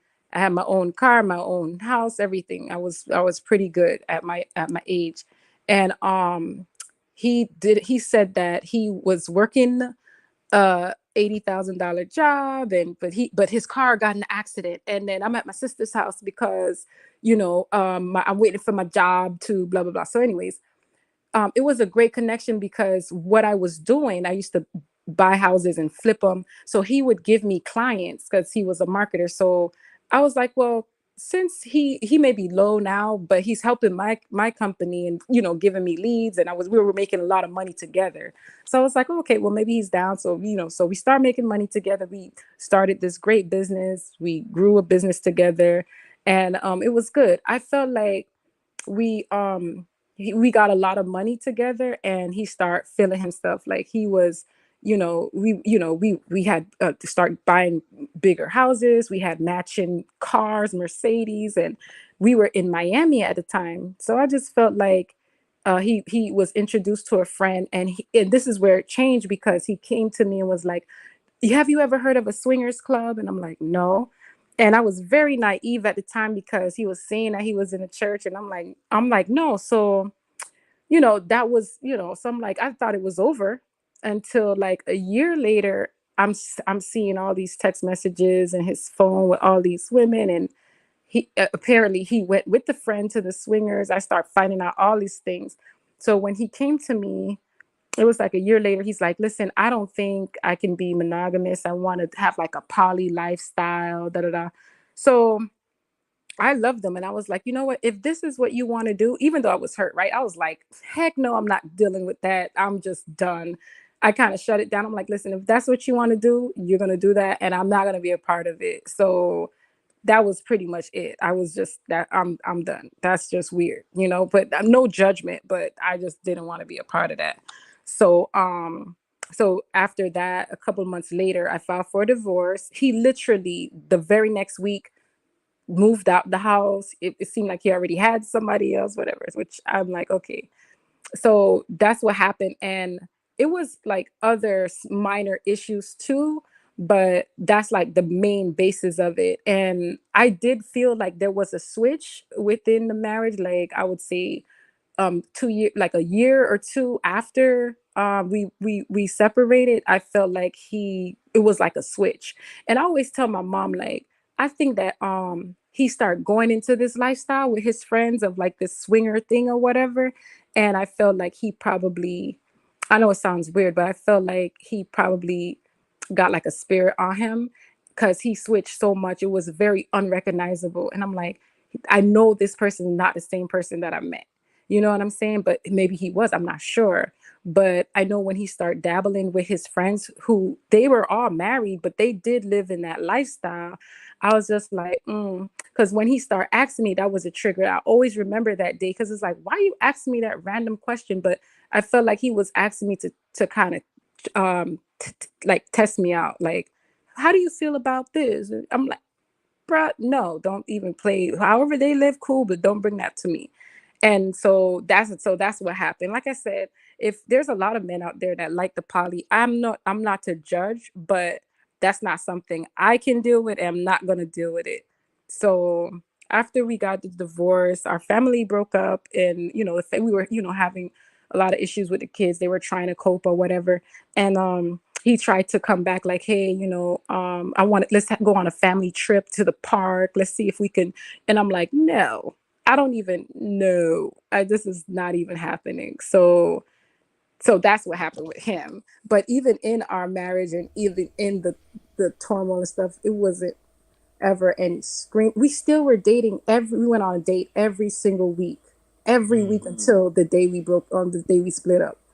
We went on a date. So it was he was my friend. We were going out every week. It was, never no yelling, none of that. But he was living a double life. You understand? Like he was treating me the way I wanted to be treated to get by. So I have her happy at home. But when I go out, I'm like balling out like, so it was like that. Cause I'm like, who is this person? Cause when he's with me, he's like this one face. And then, but like I said, it was I just felt like we were young. We were very young. And and we just made, a lot of people can't handle like um how I would say prosperity at too fast. Like basketball players get so much money and you wonder how they lose all the money. They just mentally wasn't ready for that yet at that time because we were making a lot of money in our 20s. You understand? So even after we broke up, no shade, but yeah, I'm excelling and he's still trying to figure out what he's gonna do with his life. And I'm like, how? You know? So, but yeah. What attracted you to him again?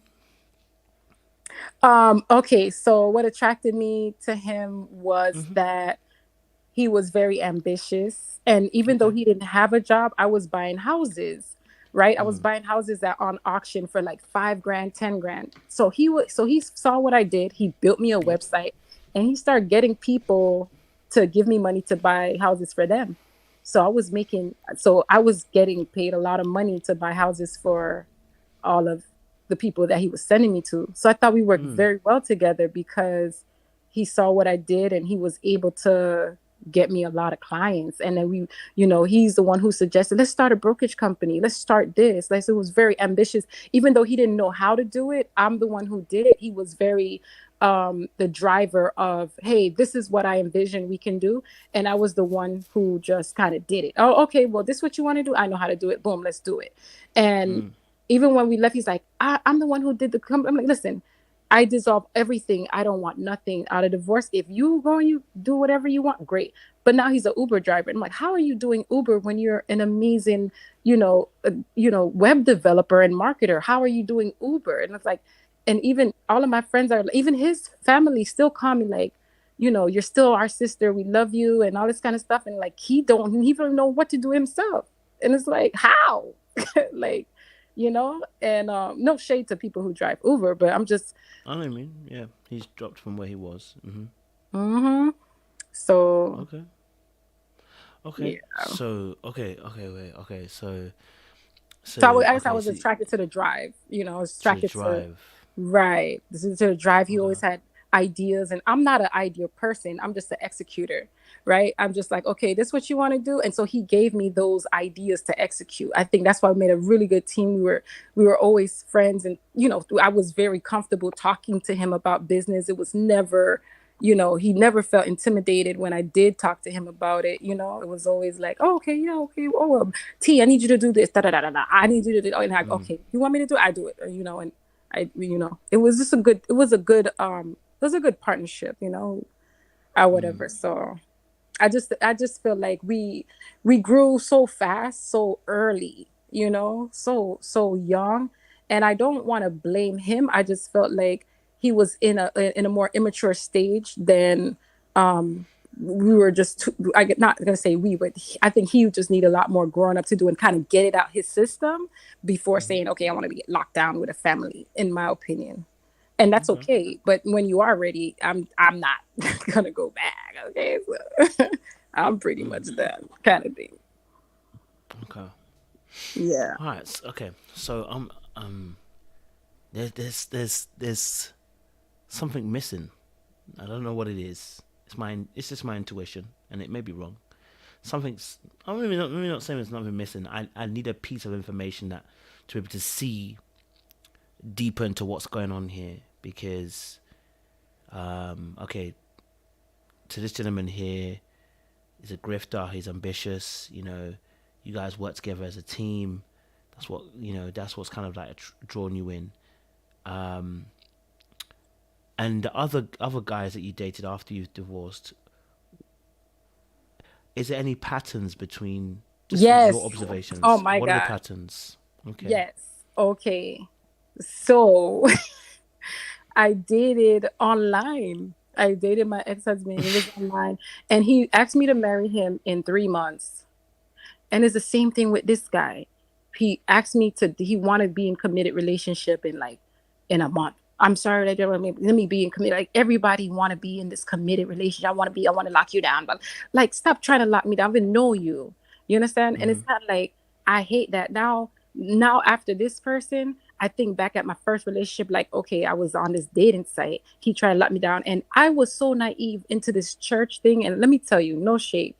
I was so into church and I was like, well, the man picks the wife. So he picks me. So I'm just going to just go with it because he picked me. And but it's so not what I was so young and it was not what I was supposed to do. I was supposed to vet too. You understand? And I didn't. And I was just like, okay, the man picked the wife. He asked me to marry him. I'm going to marry him. And that was the worst mistake I ever did because I let someone else lead my life, and the same thing with this one. Okay. He talked and it's like, okay, yeah, I'm so sorry. Okay, well, I want to get into a relationship. I want to lock you down. Then I'm like, why everybody always want to lock something down? And it's like you're not. It's like, and then then when we get into the relationship, then you have all these, and when I shut down, I think even with my husband, like when I found out he was doing extracurricular, I shut down. I lost respect for him. So anything that he would do, like for example, we went to a club and he was like, oh, stay behind me. I don't want no one to bump you. And I'm like, why? You're not gonna do nothing anyways. So I start, I lost respect for him, to be honest with you. And when I lose respect for you, I feel like I'm not gonna say nothing to you, but you're gonna know I have no respect for you. And I'm not gonna disrespect you and call you out your name. I'm just gonna be quiet and hey honey, do you want no, I'm straight. Hey, do you want no, I'm okay. Hey, you want it, but it's our date night. You want to know? Okay, fine, let's go. Just because I committed to the date night, but I'm just like, you're dead to me, like, you know, and I kind of shut down. So I understand why he, you know, I'm not gonna say, you know, but after I found out you were doing something else, I shut it down. All my emotion, I just shut you down, you know. And I think it was that, like, How comes? I know. Obviously, you're good for the money. You're good to make money. You're good to for business. You know, I'm sure you're a go getter, and that probably is what men are really attracted to. I want to ask the question: how comfortable are you being vulnerable? How comfortable are you being intimate in an emotional, mental sense? how comfortable am I being intimate in an emotional, mental sense? Yes. You How know, you comfortable are you? mean with people that I, okay. Let's say partners that you've been with. Uh-huh. How comfortable were you sharing your feelings? How comfortable were you sharing your ideas and your ambitions, your goals? How comfortable were you? Oh, Okay, let me okay. from a goal. Let me make it easy. I'm going to ask you 20 questions. First Mm-hmm. of all, ambitions, goals, and dreams. How comfortable were you with sharing that with a partner? I okay. When I was with my ex, I'm talking like this is like 20, like when I was like 24. I'm like 37 now. So Okay, this is a long that's all time right. ago. So You're still young. I was very like, hey, what do you like? I like to do da da da da da, and I like blue, I like purple, and I like to go here and that. This is what I give you the blueprint, right? So what happened was I heard Steve Harvey say, "Don't ever tell a guy what you like. Let him talk first, and then you know." So I'm like, I messed up because to the T, everything that I said, I like a guy to be this, I have a, my ex became that. You know what I'm saying? So when we did do therapy before we got a divorce because I said, let me try one more thing and maybe it's just me. We went to therapy and she she labeled him, you know, um, and she told me, yeah, you got to get out of this. And I said, okay. But it was like, for me, now that I'm dating now, I I'm very guarded. I'm not gonna say I'm guarded on purpose, but what I'm doing, I'm very tactful now. I'm like saying, okay, when we're talking, I can talk up. I'm talking about you, and I'm the one asking about you. So what do you like? And you're the one telling me. I'm not gonna be like telling you everything. I'm talking to you like, oh, so do you? So what do you do on your day? Da, da, da, da. And I'm the one who's doing that. And I still share, but to a limit. Like I'm not gonna tell you what I like. You know what type of guy I like. I'm never gonna tell anyone what type of guy I like. You know, I always be like, oh well, it depends on the person. I give like straight general answer. Never gonna tell them. So it's like that, you know. So even with this guy, this latest guy, we were talking the same way. I was asking questions and then he said, so he there was one day he was just kind of sharing, I like a woman, and he was pretty much describing moi. I was like, oh, okay, we you know, we like the same things. Oh, I like to go to the beach. I like nature. I like going for walks. I like, you know, I like fishing. I'm like, wow, I like doing all that stuff too. Cause so we were very compatible when it came down to like hobbies and stuff. We were doing the same thing. We like being outside and stuff like that. So I was like, oh, cool. I could see us even in bad times we have the same common interest that can like make our minds, you know, just kind of calm down, and you know we had the same hobbies or whatever. And so that's what attracted me to him too, but I wasn't the one telling him like I like the beach, I like being outdoors, I like fishing. I wasn't telling him that, he was telling me that, and I was like, oh, okay. And that's why I took it further with him, you know. But I did change. So am I guarded? For sure I'm not guarded. I just think that I'm not going to share too much anymore, especially on like the first couple of dates. Not happening. Mm-mm. So, thank you for sharing that. First of all, it's quite interesting. I wanted you to kind of land, because but the question was, how do you feel about sharing goals, ambitions, etc.? Which you kind of answered, but not necessarily. I just wanted to just know a quick, short, fire answer. But you actually gave me a whole description of things around that. Um, and interestingly enough, when people give a whole lot of descriptions around an answer, it's normally to shield themselves from actually getting to the core crux of the issue. Almost maybe you might have been anticipating me trying to break it down or analyze it. So maybe you were trying to just kind of, give me all the debriefs in a sense or whatever. But it was, the answer didn't befit the actual question. So I was looking and I was like, okay, I'm listening to it. I'm like, okay, cool. I wonder if she'll come back to the original question, which was about how do you feel being able to express about your ambitions, your goals, and your dreams. So I think there's a little bit of, like you said, a guard up, right? I think when you anticipate certain things, I think we spoke about this on our Dark Arts channel about being vulnerable even when we're hurt. I think as soon as you anticipate that it can go a certain direction, whatever you've anticipated, it tenses, because then your answer goes into a very broad descriptive phase. But I want to shift away from that. How comfortable are you about sharing your feelings? So the emotional intimacy. How comfortable are you about sharing? Oh, have we lost her? I think she'll be back. I think her internet went kutu. All right, cool. We'll have to move on then. It's unfortunate. We'll move on. Okay, darling, I've got you on. It's good to have you on board. Hey, sis. What's popping? Hold on. Let me unmute you. You have to unmute yourself. Sorry. Go for it. Sorry. That's all right. It's cool. Talk to Can me. you hear me okay? I can indeed. Talk to me. Okay, so before I start, just want to remind you, you said this was a safe space. Okay. Absolutely. So I'm going to hold you to that. You my brother in Christ, my brother in diaspora. So, No okay. So I told you in the chat that my question had more to do with the lack of relationship. Okay. So I am the girl that the red pill men think don't exist. I'm 34. I'm a virgin. I have not been in a long-term relationship before. And I essentially took myself out of the dating world for a long time and trying to get myself together mentally. And I'm at the point now where, I've been in therapy for about a year now, really done a lot of intense introspective work. You could probably tell by some of the comments that I've left on your videos. It's just long comments. Anyways, I'm at the point now where I feel like I could actually show up and be like a good partner to somebody.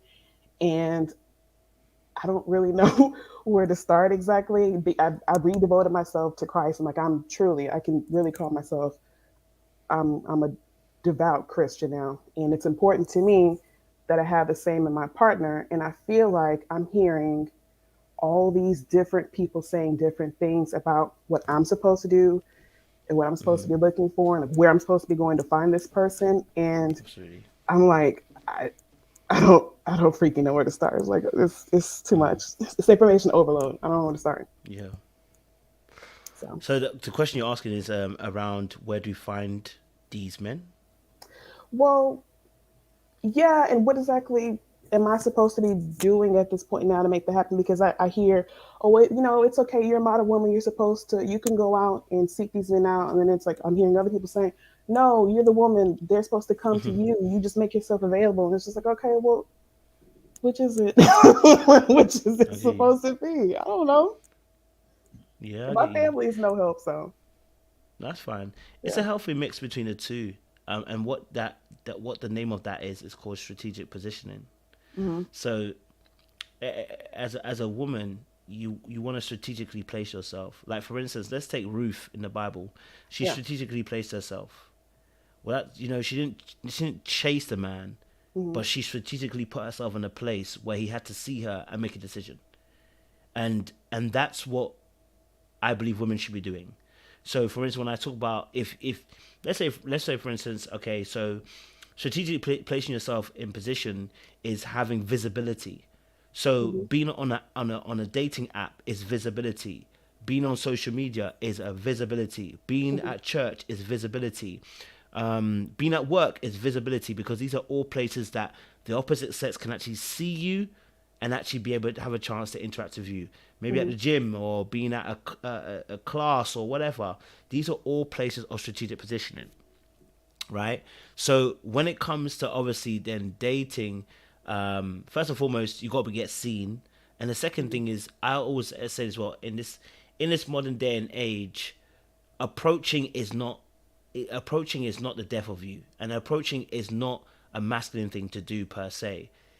If we're approaching, we're still giving the person the option to make the choice. So what Ruth does with Boaz is she goes after Ruth and after Boaz, and ends up in the barn. When he wakes up, Ruth is there. Now, I'm not advising anybody to go and do that in the modern day and age, okay? I'm not advising you to go into somebody's barn and end up at their feet. But there's a principle to learn from what Ruth did, which is she put herself in a place where he had to see her. Now, in this modern day, she started a conversation. You know, she started a conversation, and Boaz had to finish the conversation. So I always say women this as well. You can enter in somebody's DMs. You're allowed to say, "Hey, do you know what? I just saw the great work that you posted up on YouTube, and I really love the work." And you can start a conversation, but you don't have to end it. What I mean by that is you don't have to ask him, "So what's your number? Oh, do you want to go out for lunch one day?" You don't have to, because that's what he should do. You know what I'm saying? If he likes you, he will do that. So starting conversations isn't an issue. It's the ending of the conversation in terms of what we want as a result where it becomes a problem. So starting conversations, saying hello. Let me tell you this now. You probably take a lot of pressure from a lot of men in this generation when you start a conversation. You know what I mean? Hey, how you doing? You're right, you're good.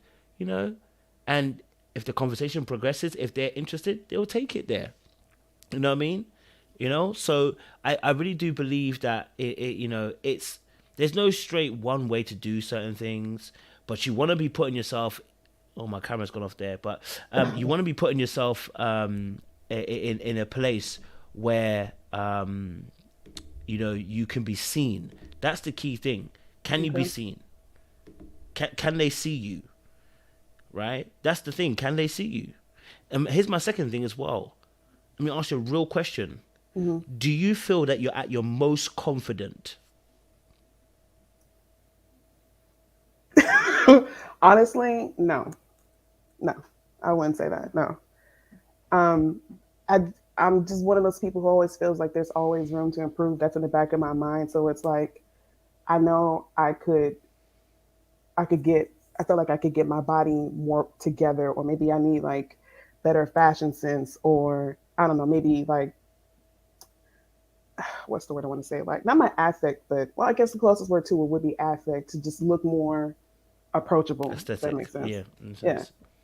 Okay. So. Fantastic. Okay.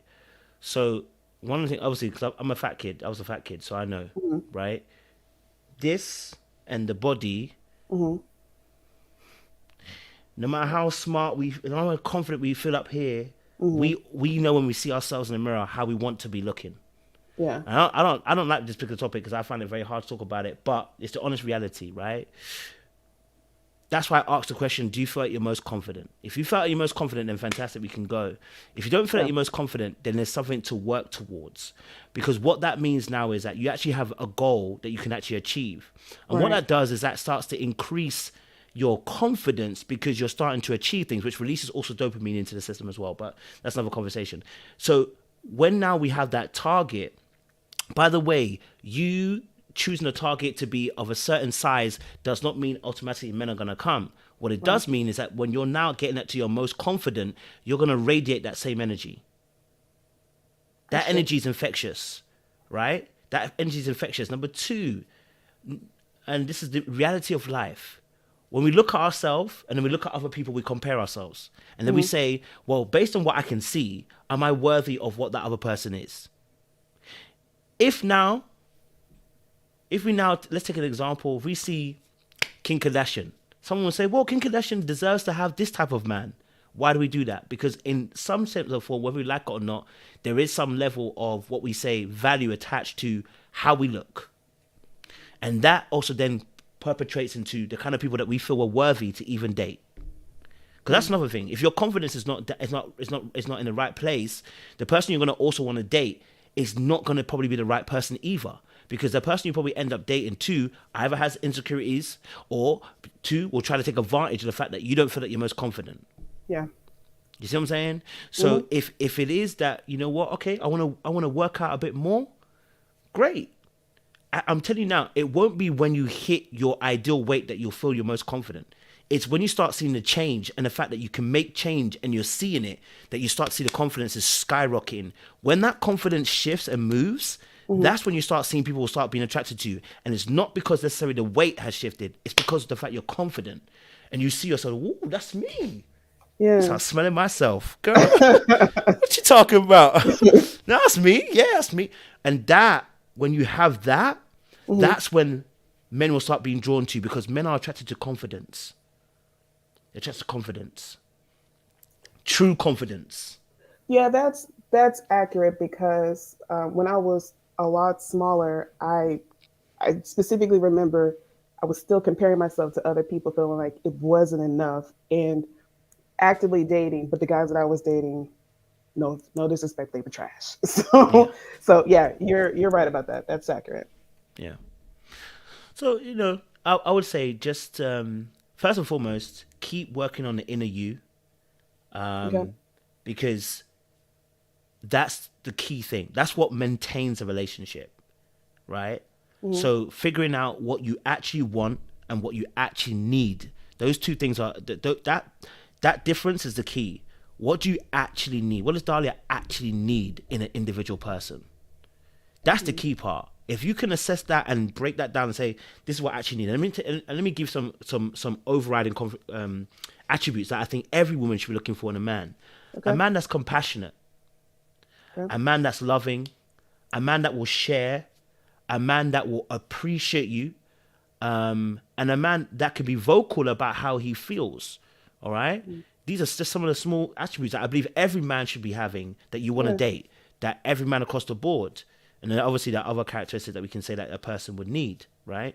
But those are key components. And then obviously loving Christ as well, which is obviously essential to all of it. You know what I mean? Right. So having those essential content of character, that's what should be looking for, right? And that's what's going to guide. Because, and this is also another thing as well, that, and not necessarily specific to you, but to women in general, that I say, if you can focus your mind on, make sure that this guy is a man of a character of integrity. He knows how to love. He appreciates. He shares. He can vocalize his feelings.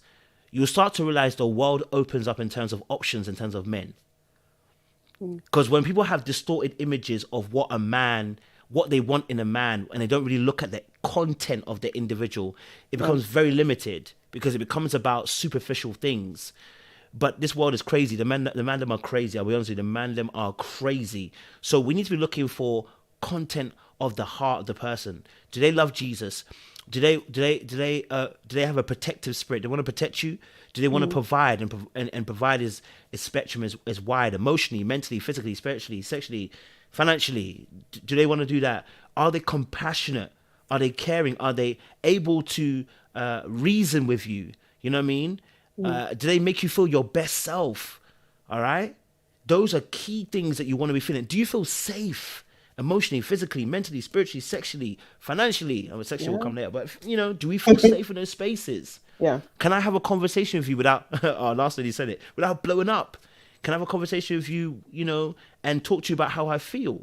When we can do those things, those are the most important part. If you can focus on that part, then the outer shell, you'll start to realize there are all types of men that are beautiful, because now you're looking at the content of the individual person. Do you know what I mean?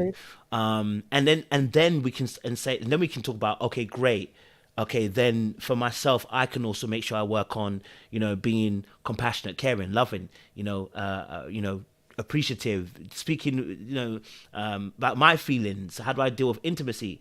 When you start that, you can also work on yourself as well. So then when the outer meets the inner, you are in the perfect shape to do the work you want to do. Do you know what I'm saying? Because it's no good we getting you the outer worked out real nicely, but then the inner is not matched up quite just yet, because then you won't maintain a relationship. You attain it, but won't maintain it, and we'll find the same issues that we were having beforehand are still coming up now. Do you know what I mean? Yeah. So it's a both inner and outer work that need to be conjoined as we go along as well. You know.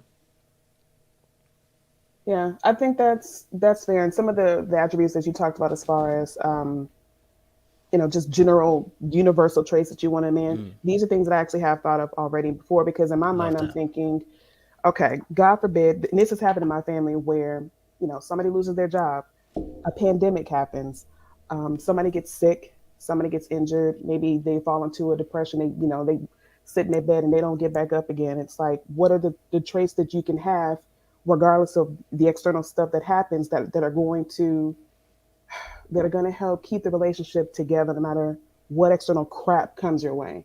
And those are definitely traits that I've thought of that I would want in a potential partner. Yeah. And someone's put a comment here which I really love as well, because I think this is really important.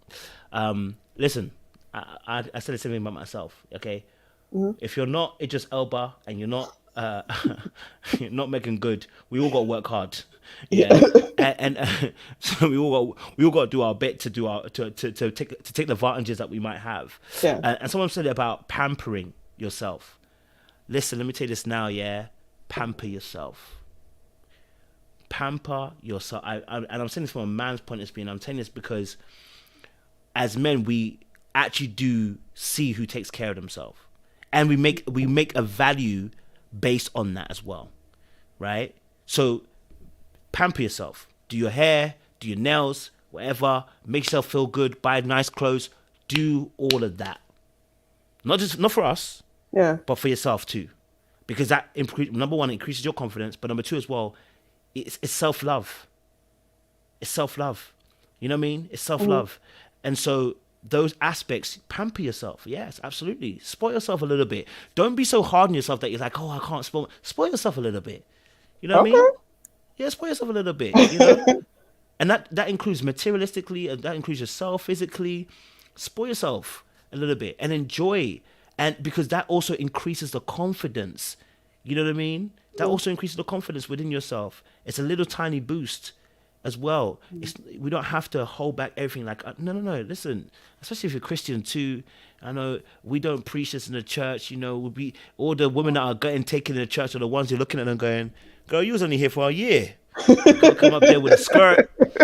Girl came up with a skirt and knee-high boots, and she's been taken. And the reason is just simply this, because she is relating on two fronts, spiritually but practically. You have to relate on two fronts. So if I give a biblical explanation of this, Esther in the Bible, before she met the King Xerxes, she went through 12 months of beauty treatment. 12 months, 6 and 6. And 6 is the number of man. So she had to go through man-made beautician to actually help her when she got in front of the king. Now, she was really beautiful, don't get it twisted. But in order to stand before the king, she had to do 12 months of beauty treatment. What does that tell us? It means pamper yourself. It means take care of yourself. It means spoil yourself a little bit. Yeah, enjoy making yourself beautiful, because that's also part of the process. Of course, we're not investing all our value into that. I'm just saying it's a part of it as well.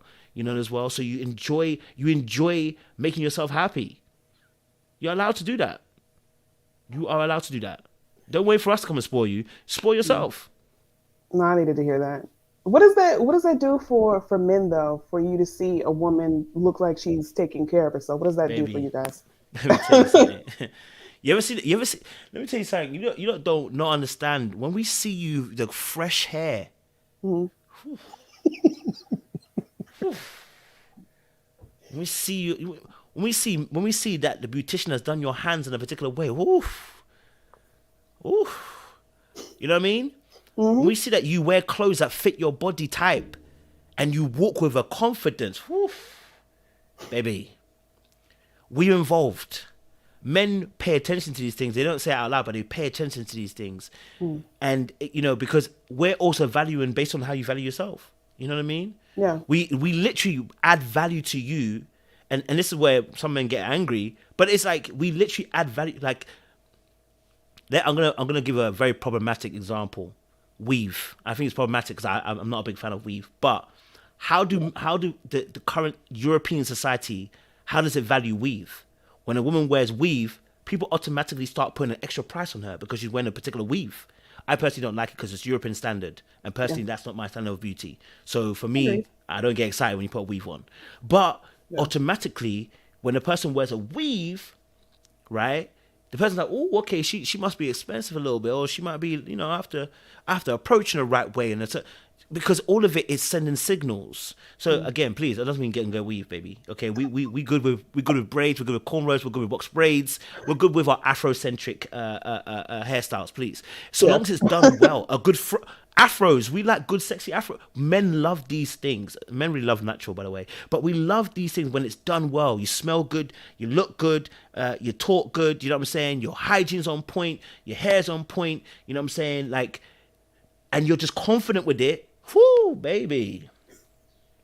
I mean, I definitely got a weakness for, fresh braids and cornrows. When I start seeing that, I'm telling you now, because you're gonna have me. You know what I mean? But that's that's part of the because we're looking at you and going, you take care of yourself, which means I got to take care of you too. And if you take care of yourself, it means you care about yourself, which means I'm going to care about you too. You know what I mean? If you don't care about yourself, you're asking me to add value to something that you don't value yourself. Because basically you're asking me to buy a product, which you're saying is a $5. Why would I pay £100 for it? Oof. You know what I mean? You told me it's a $5, so why am I going to put £100 on it? But you tell me it's £100, I've now got to figure out, can I pay the £100 or not? Because at the end of the day, that's what your price is. It's £100. I'm gonna pay £100. I'm not gonna pay over the odds for something that you're not putting out as over the odds. So if you don't care about yourself, I cannot add that value to you and put that on. Now, there probably will be some guy like that. That's a gem. We call that a godsend. We call that destiny. There's not many of us in that particular space. Okay, that's a God-made one. But most of us, no.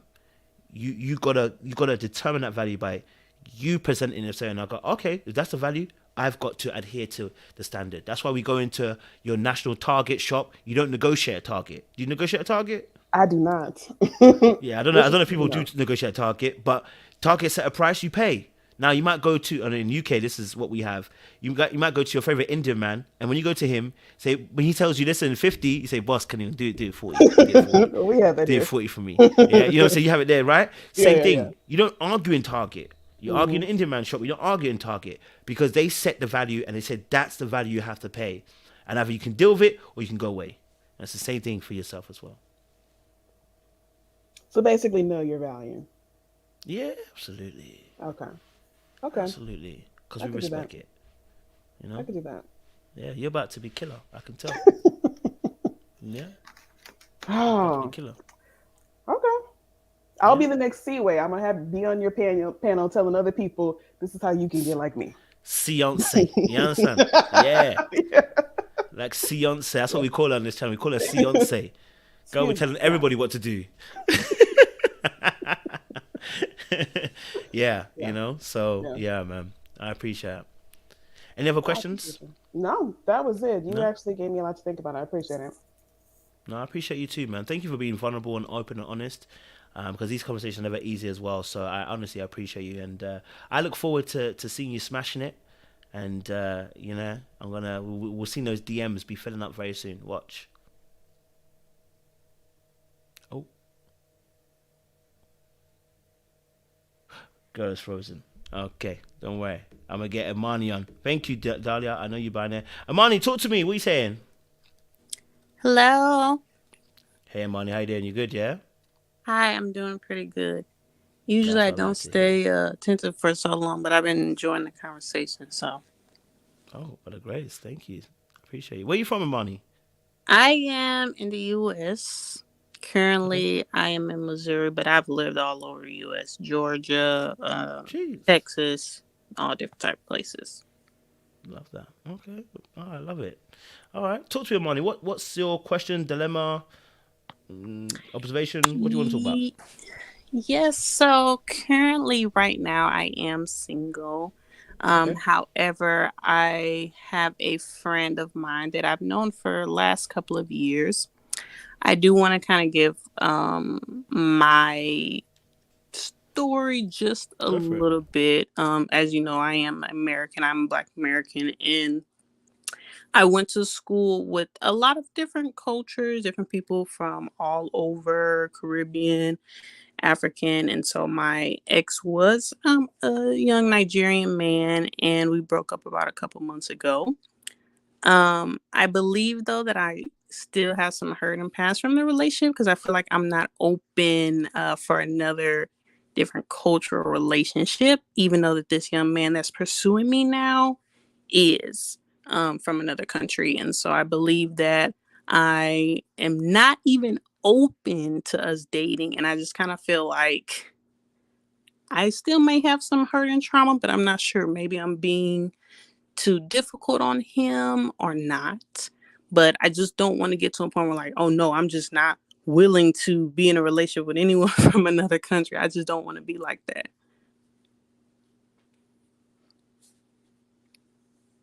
Okay. Okay, I'm hearing you. So for you, you're trying to see if either it's the trauma speaking or whether you should give this guy a chance. Whether it's the trauma speaking as to why you haven't given this guy a chance. Um, so I guess you want to make an informed decision. Basically, you're trying to make an informed decision on this gentleman. Would that be correct to say? Yes, because I did experience a lot of strange things, and I guess that it had a lot to do with us growing up from two totally different backgrounds. There was a lot of things that I feel like I didn't understand when it came to the cultural differences. One of them being from my past relationship.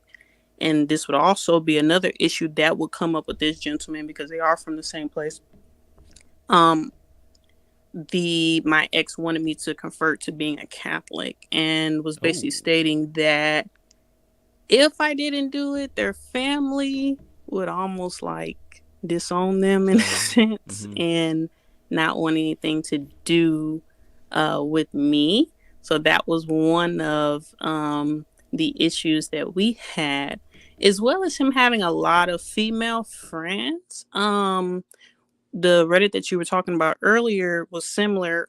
He flew out. We were in a long distance relationship, but we were always flying to see each other. So it really wasn't that bad. But he flew out to one of his female friends, like out in DC or something like that.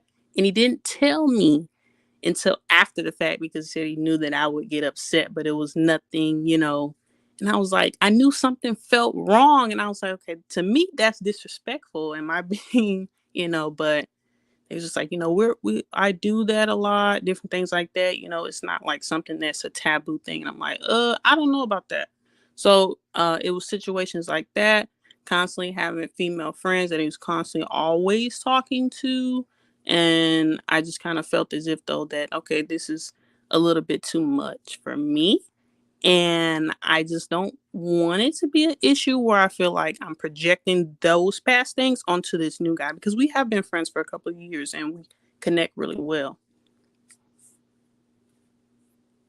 Is he also long distance? This new gentleman? It would be long distance, yeah. And the other issue is that they're actually friends and they have mutual friends. So Oh god damn, baby! You trying to break me? Okay, I'm listening. Go on. Sorry about that. I'm listening. no, it's fine. And I think that's another reason why I'm apprehensive because I want to kind of try to heal from that past and not be around him again because because it's actually a mutual friend and they're actually friends. How close are we talking about friendship here? How close are we talking about here? Uh I mean they would probably meet up somewhere to eat. They live in the same city. They would meet up somewhere to eat, but it's not like they're on like a consistent basis where they're talking every single day.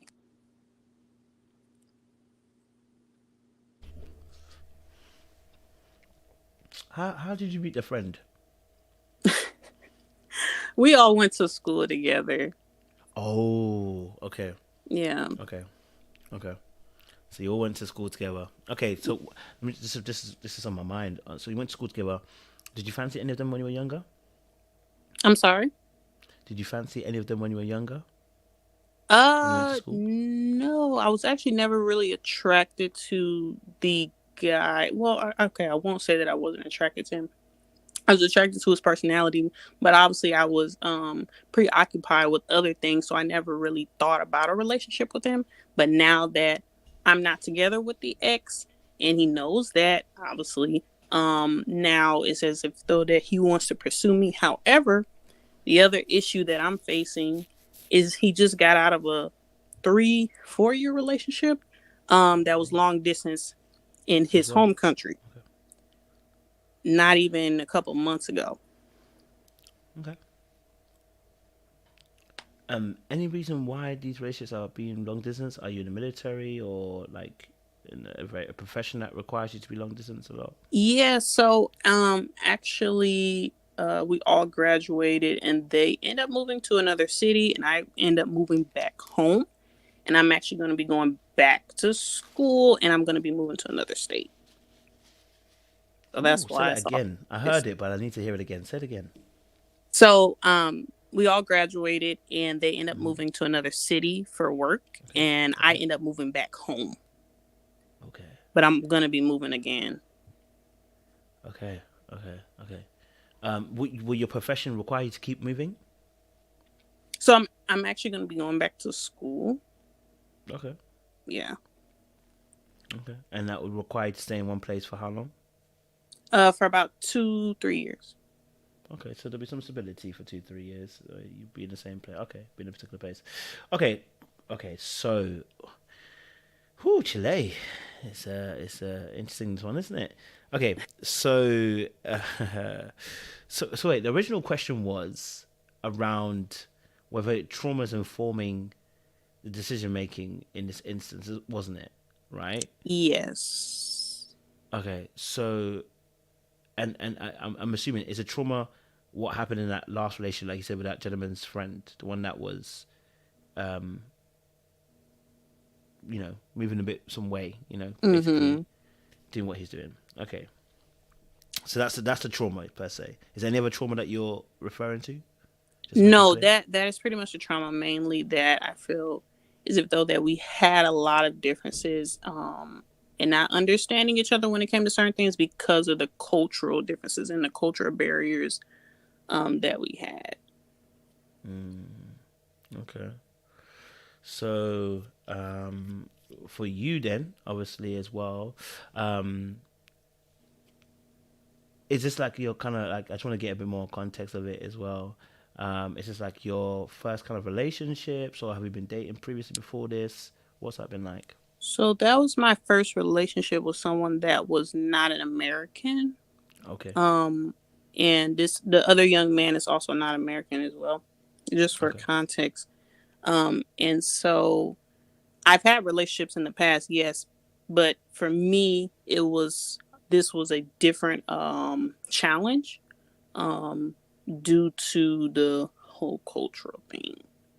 And yes, it was a large barrier for me because it was my first time ever dating someone that was from another country, and there was just certain things we just didn't see eye to eye on, such as the family aspect, such as the religious aspect. I never was so pressured ever before to switch over into something else, and if I didn't, I wouldn't be accepted or they wouldn't be accepted and all those things. Okay. So what made you give this current gentleman a chance, or at least thinking about a chance? Because we've been friends for the last couple of years, and I believe that we mesh really well. And I think that's really the only reason why I would think about giving him a chance. But as of right now, I don't want to. And I don't know if I'm just having wisdom about it or if it's based on this past relationship. What's the time gap between the two? With the last relationship? Yeah, from the last relationship to going into potentially thinking about this relationship. What's the time gap? I would say about 6 months, 6-7 months. Okay. And do you feel fully ready to be in a relationship at this point in time? Um, I feel like I'm ready to be in a relationship. However, I really just want to make sure that either I'm using wisdom going forward concerning this young man that's pursuing me now, or if it is rooted in trauma, then obviously, yeah, I'm not ready. And that was something that I would need and would want to deal with.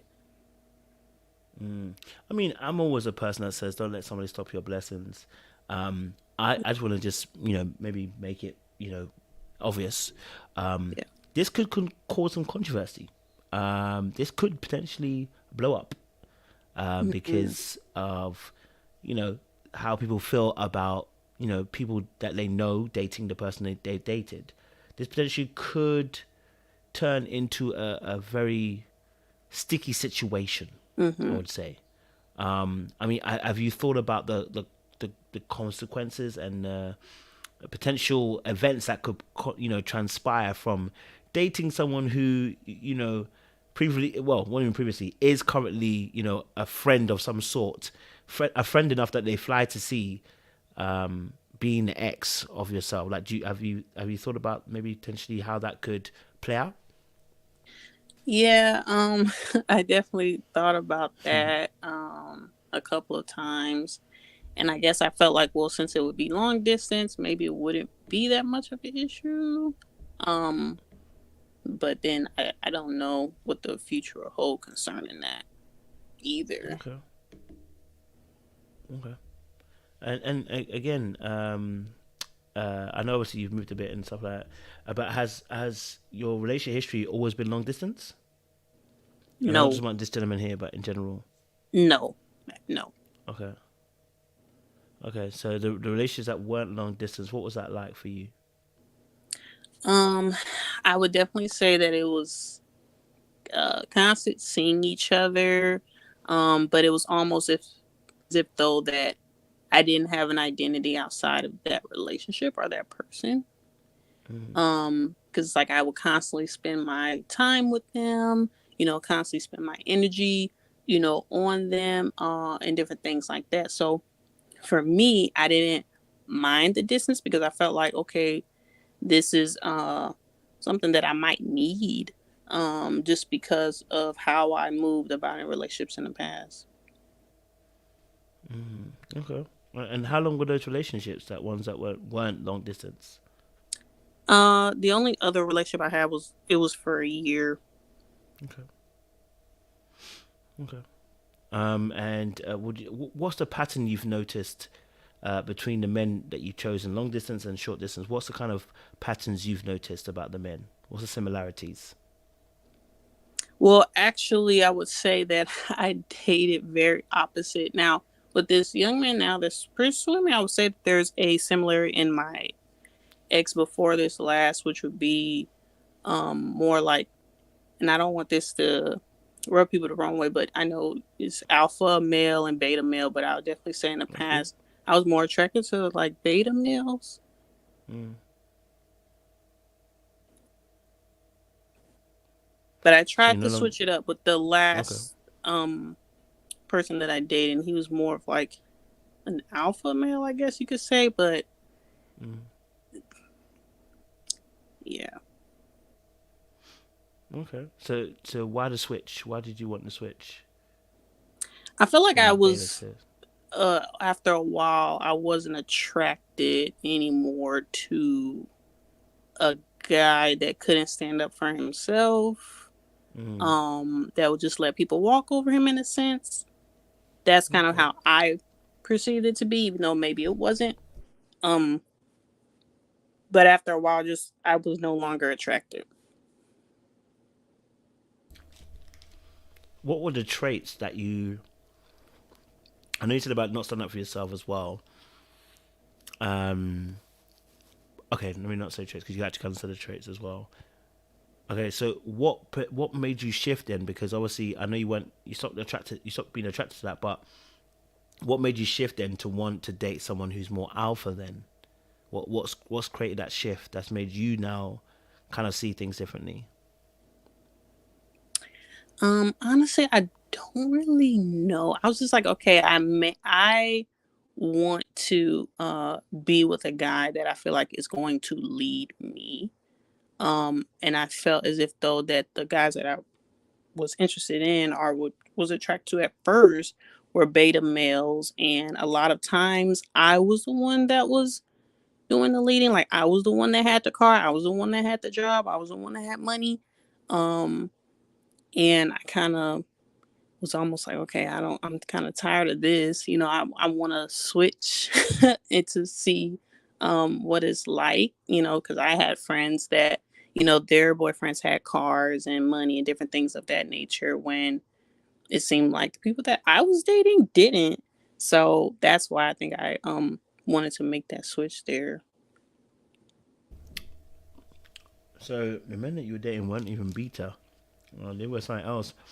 It sounds like they were homosexuals. You were you were dating people that didn't have jobs, cars, houses, so they didn't have anything together. Is that what you're Basically, telling yeah. me? Why did you find yourself attracted and drawn to men that didn't have nothing going for them at the time? I'm gonna be honest, and this is just me being transparent. I even a couple years ago, even maybe a little bit still now, but I'm working through that. I had issues when it came to wanting to control everything. And so I think that that is something that led to me feeling okay, feeling that that was okay to be in relationships like that, because I wanted to control the situation or control the narrative in the relationship anyway, or that's what I was going to end up doing, not directly, but end up doing it in the relationship anyway. Mm. Okay, so for you, it was about having the kind of control in the relationship, and that's what kind of drew you to those type of men. Okay, and Yeah. now you kind of flipped it a little bit. You want to be led. You want to be, yeah, you want to be led basically with someone who's competent leader in a sense. Okay, Yeah. in that aspect, so that's what it's drawing you in. Okay, Mm. the two gentlemen that you talk about, and yeah, two gentlemen you talk about, did they encapsulate this new change? Are they leaders? And if so, are they good leaders? In all honesty, when you look at the actual what they do, are they good leaders for you? I would say both of them, yes, are leaders. But I would say that my ex was just a little bit too much for me. Okay. And I know it's kind of like, okay, well, I can't be pleased with either, but I think that it was almost in a sense of like I had to diminish who I was to be in a relationship with the ex that was Mm, a leader per se, but there were other traits that he had that was more toxic than anything. and that's with the new gentlemen's No, the ex. ex For gentleman. the Sorry. new gentleman, I believe that he is a leader, but definitely more on the side of uh beta. But he does have a job and things like that, of course. Okay. What would you say makes him more beta? Just with how he handles situations, when it comes to just from me observing in the friendship, when it comes to approaching certain situations, he does have also a lot of female friends as well, and I guess Mm-hmm. I'm kind of associating that with um beta. Okay. Mm. So okay, so he's a bit more passive in Yes, respect. that's what I'm. Okay. All right. Cool. Um, interesting. So, if you want to change, why would you consider going down that path again? Yeah, because I honestly think that I'm really just looking for something that's in the middle, almost like someone that's going to lead, but in the same instance, I'm not looking for as to the extreme masculinity as my ex. Um, Mm. so I don't think that I would have a problem with this gentleman because we have established a friendship. Um, I know his ways, he knows my ways, and so I'm not saying that I wouldn't want to date him, but I honestly do believe that I do still have some reservations due to the nature of the situation, them being friends, them being, having mutual friends and different things like that. I feel like it would just create more problems down the road. And I just want to make sure that I'm not rooting that in trauma, but in wisdom to understand and know, okay, should I go forward with this or not? And then if I do, it's like, what if it doesn't work out? Are we going to be friends again? Are we going to be friends anymore? Mm-hmm. Okay. I mean, to So be that's honest, I think you. Sorry, that's all right.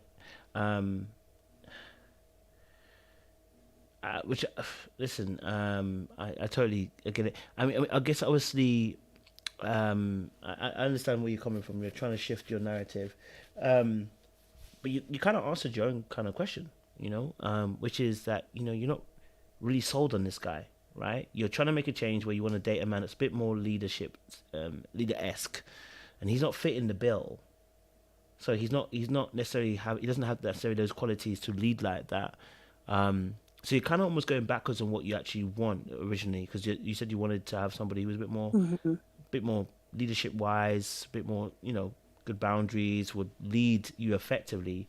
But the person you kind of now go with, who's also a friend, which is even sticky, doesn't carry that particular source that you want.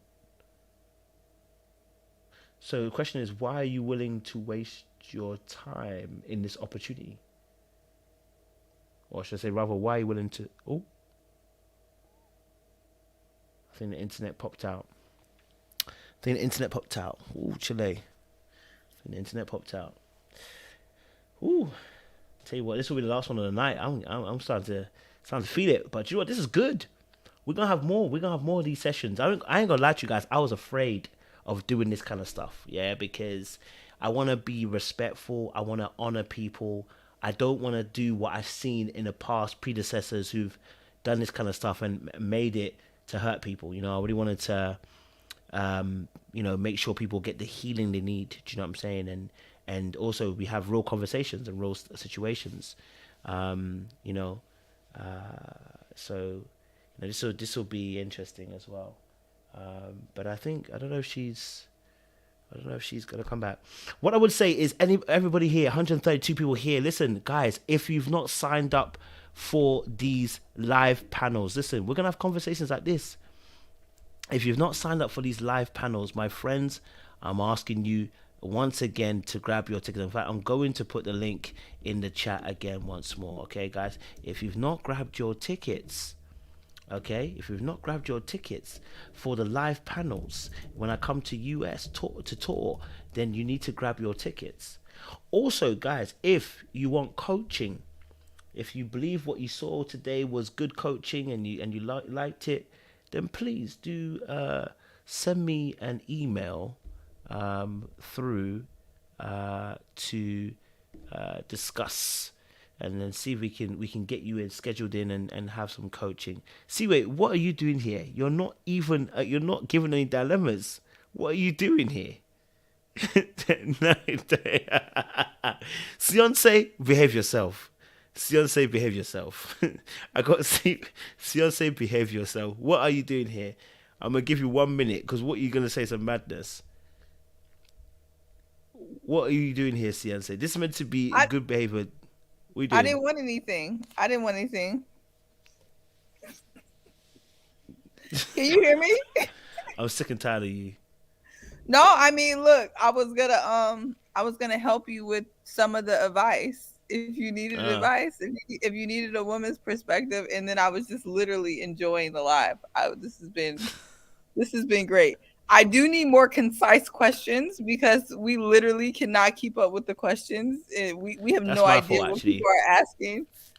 That's my fault. So I need to do a better job of that. So that's a fair point. That's not their fault. It's my fault for not asking direct question. What is the actual issue? What is it? Do you know what I mean? I should be a bit more strict on that. So I'll take shots on that one. That's we'll do fault. Ask Kojo. Ask Kojo. What is your question? Sean put it in the chat. What is your actual question? enjoyed it. We're gonna do forms for next time. So there's like 3 questions. What is the relationship issue? What is it you want to solve? Just like we do with coaching, because it just makes it easier for the next one. Do you know what I mean? Dag, there's no more dilemmas. Nobody has any more dilemmas. No. Listen, it's not that they have no dilemmas. I am going to bed. Listen, we can do this tomorrow. We can do this on Monday. I think maybe I have a Monday, or I might be here tomorrow. So I might be here after I filmed stuff. Maybe I won't be too tired. I can do it tomorrow, but probably end up being Monday. We can do this again. Do you know what I mean? I think it was quite good. It was honestly quite good. Can't lie to you. And I really enjoyed the blanket's getting you, Kojo. It's the blanket. Nah, do you know what it is? It's now officially 7 o'clock in the morning. Okay.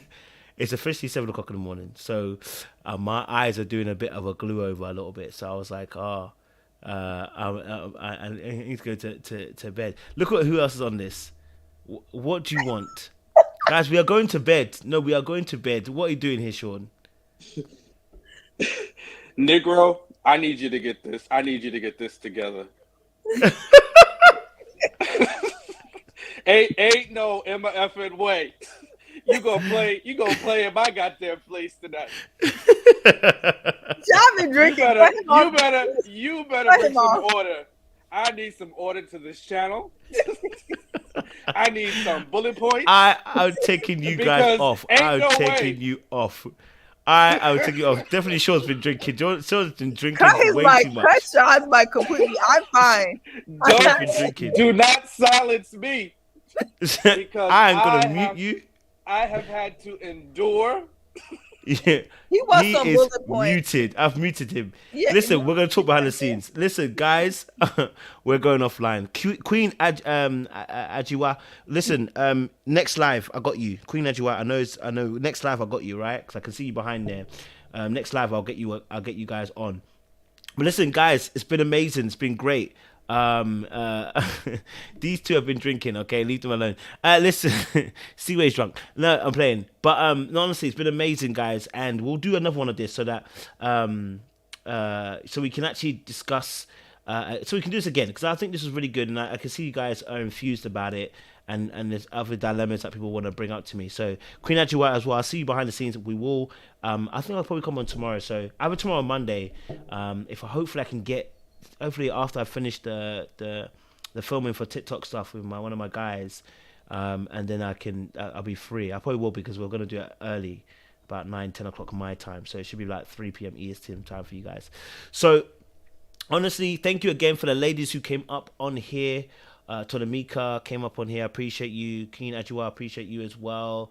And a few others who came on as well. My brain is even trying to think of the names and my brain can't think of it, so I do apologize. But we'll be back again. Amani was also here as well. Queen was here. We really appreciate you guys for being vulnerable with myself as well. Okay, all right. So and Dahlia as well. Let's sign out, guys. Okay. Don't forget as well. Grab your tickets. I put the link in the chat. Don't forget. Grab your tickets. Okay. If you want. If you also want to get some coaching, email me at littleblackbook91@gmail.com. I need to make a coaching email, actually, because I'm tired of getting coaching emails and then other referrals and other things. It just gets confusing. But hit me up on email, littleblackbook91@gmail.com, if you want some coaching as well, and we'll go from there. But listen, it's been amazing. It's been great. We'll see you again soon. I think it's always good to end on a nice note, and I didn't get to do it for Ready to Love, so I'm gonna end on a very nice note, okay? Because baby, when we get that feeling, all we can ever think about is you, okay? And baby girl, I hope you got the feeling. Vision's blurred, but all I see is you. And as I'm looking at